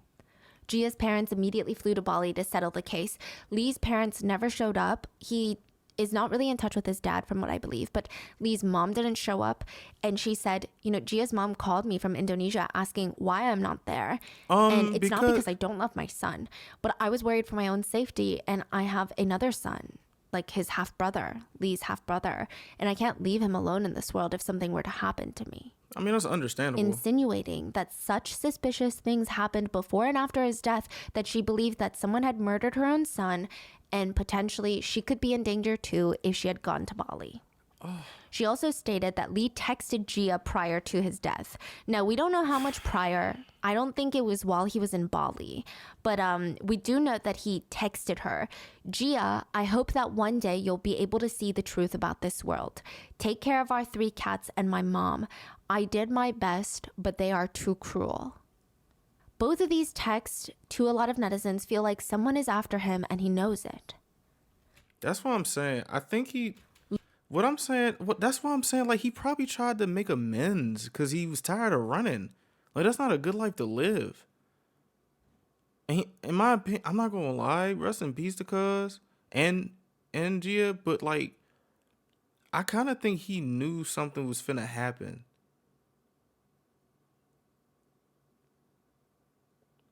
And it's like, forgive me for like my thought process, but I kind of think like he probably knew something was going to happen, and like they wanted to spend the last night together, and he wanted his girl to at least, or maybe like, I don't know. What I'm thinking is like, what if he when he went out that one time while she was taking the bath, like he probably thought that could be when they got him, but then like he came back, but he was gonna come back. Like this is fucking with me.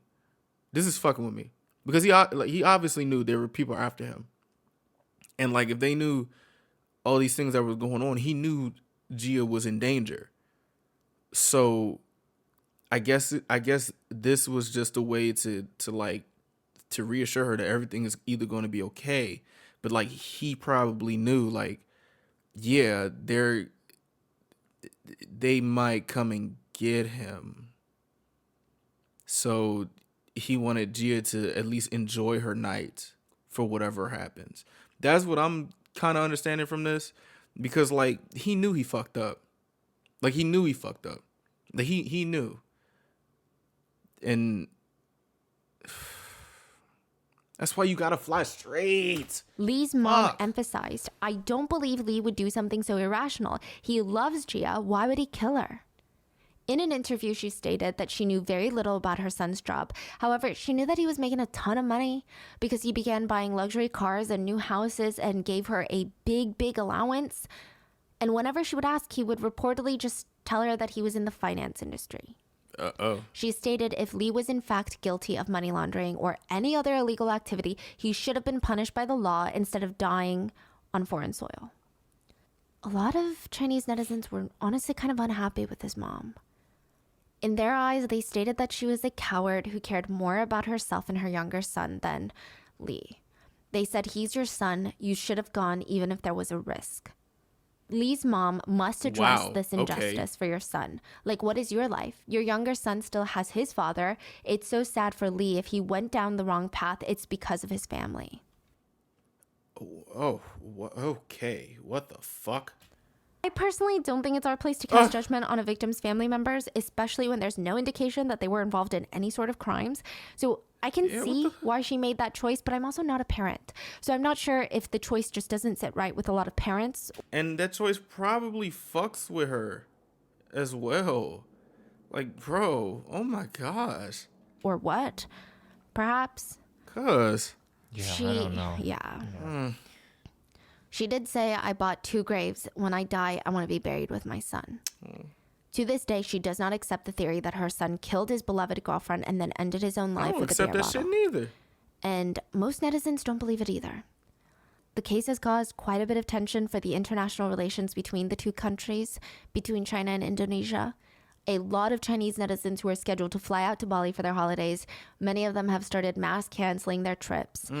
Indonesian authorities refuse to acknowledge any of these theories, even as netizens, not just from China, but many, many netizens from Indonesia are actually putting pressure on their own government, because you have to remember, again, when a government fails at doing something, the people that are ultimately going to be impacted the worst are the people that live in that country. So yes, you can say it's really devastating for a lot of Chinese nationals or even foreigners who want to go visit Bali, because it's like, oh my gosh, now I'm scared. But really, the people that are going to be impacted the most by things like this are Indonesians. And so Indonesians are like, hey, we need to get to the bottom of this so our economy is not disrupted. And a lot of them are just saying, no, I don't want to live in a country where I feel like there's injustice, even if it's for tourists, even if it's not for Indonesians. So a lot of Indonesians have been stepping up and trying to get answers for Chinese netizens and for the families of the victims.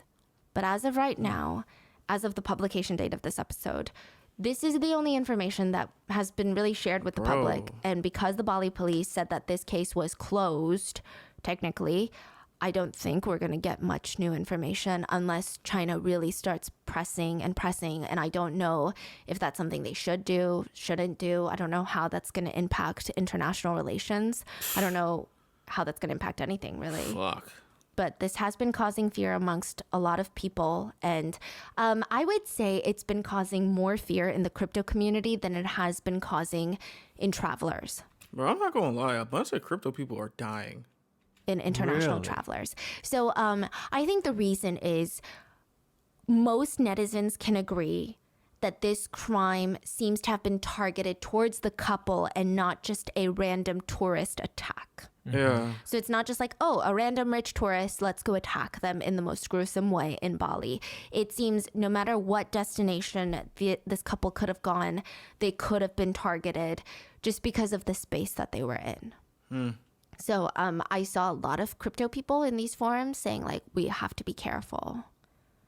And people are choosing to be much less, like much more private with their crypto holdings and how they're making their money, and much more discreet about their money. So it seems like it's not a case of wealthy individuals or wealthy travelers being attacked and brutalized, but rather people in this industry. Whether it's crypto or whether it's money laundering or something else. Wow. But what are your thoughts? Man. Do you think the couple were killed? Yeah. This is the information we were able to gather and pull from sources in Mandarin. But if you're Indonesian and you know more about this case from a different perspective, please let us know in the comments. But from the information we were able to get so far, like just from what I've said in this video, but I think that this case is very, very strange. And I think it is an injustice to close the investigation just 2 weeks after the deaths, especially when there's just so many lingering questions. What are your thoughts? Please stay safe out there, and I will see you guys on Sunday for the mini-sode. Bro, I'm not gonna lie, bro. First things first, rest in peace to Gia and Lee. And like, it's fucked up. It's really fucked up. Like, if dude was really in some shady shit, it's like, bro, it breaks my heart. Like, I don't even know what would be the reason if he did skim some off the top, but it's like, at the end of the day, you can't you can't try to go under the noses of a big thing that's a big thing, because it's like, if you are able to have that much money in your possession or in your wallet in possession, regardless if it's yours or not, it's like that's going to be protected. And the protection may cost lives and maybe your life. So like the skimming off the top is no good. And it said it was like 14 million. That's crazy. That's crazy. I honestly believe what I like said earlier about like what could happen, and like the fact that they went to Gia in the theory is like that's fucked up because like I don't believe she deserved it. I don't believe the mom deserves getting threats even after her son died. Like, oh my gosh, like what the fuck? Like you're still gonna terrorize it? Like, yo, that is ruthless. Moral of the story, don't do dirt, bro. Don't do dirt. But if you find yourself getting in the dirt industry, try to keep your hands as clean as possible. Don't do dirt to the people that do dirt, bro. Because the only thing that's going to happen is y'all finna get even more dirty. And playing dirty ain't playing fair. Damn, bro. What do you guys think? Please stay safe. This just broke my fucking heart. Damn, cuz. Fuck, bro.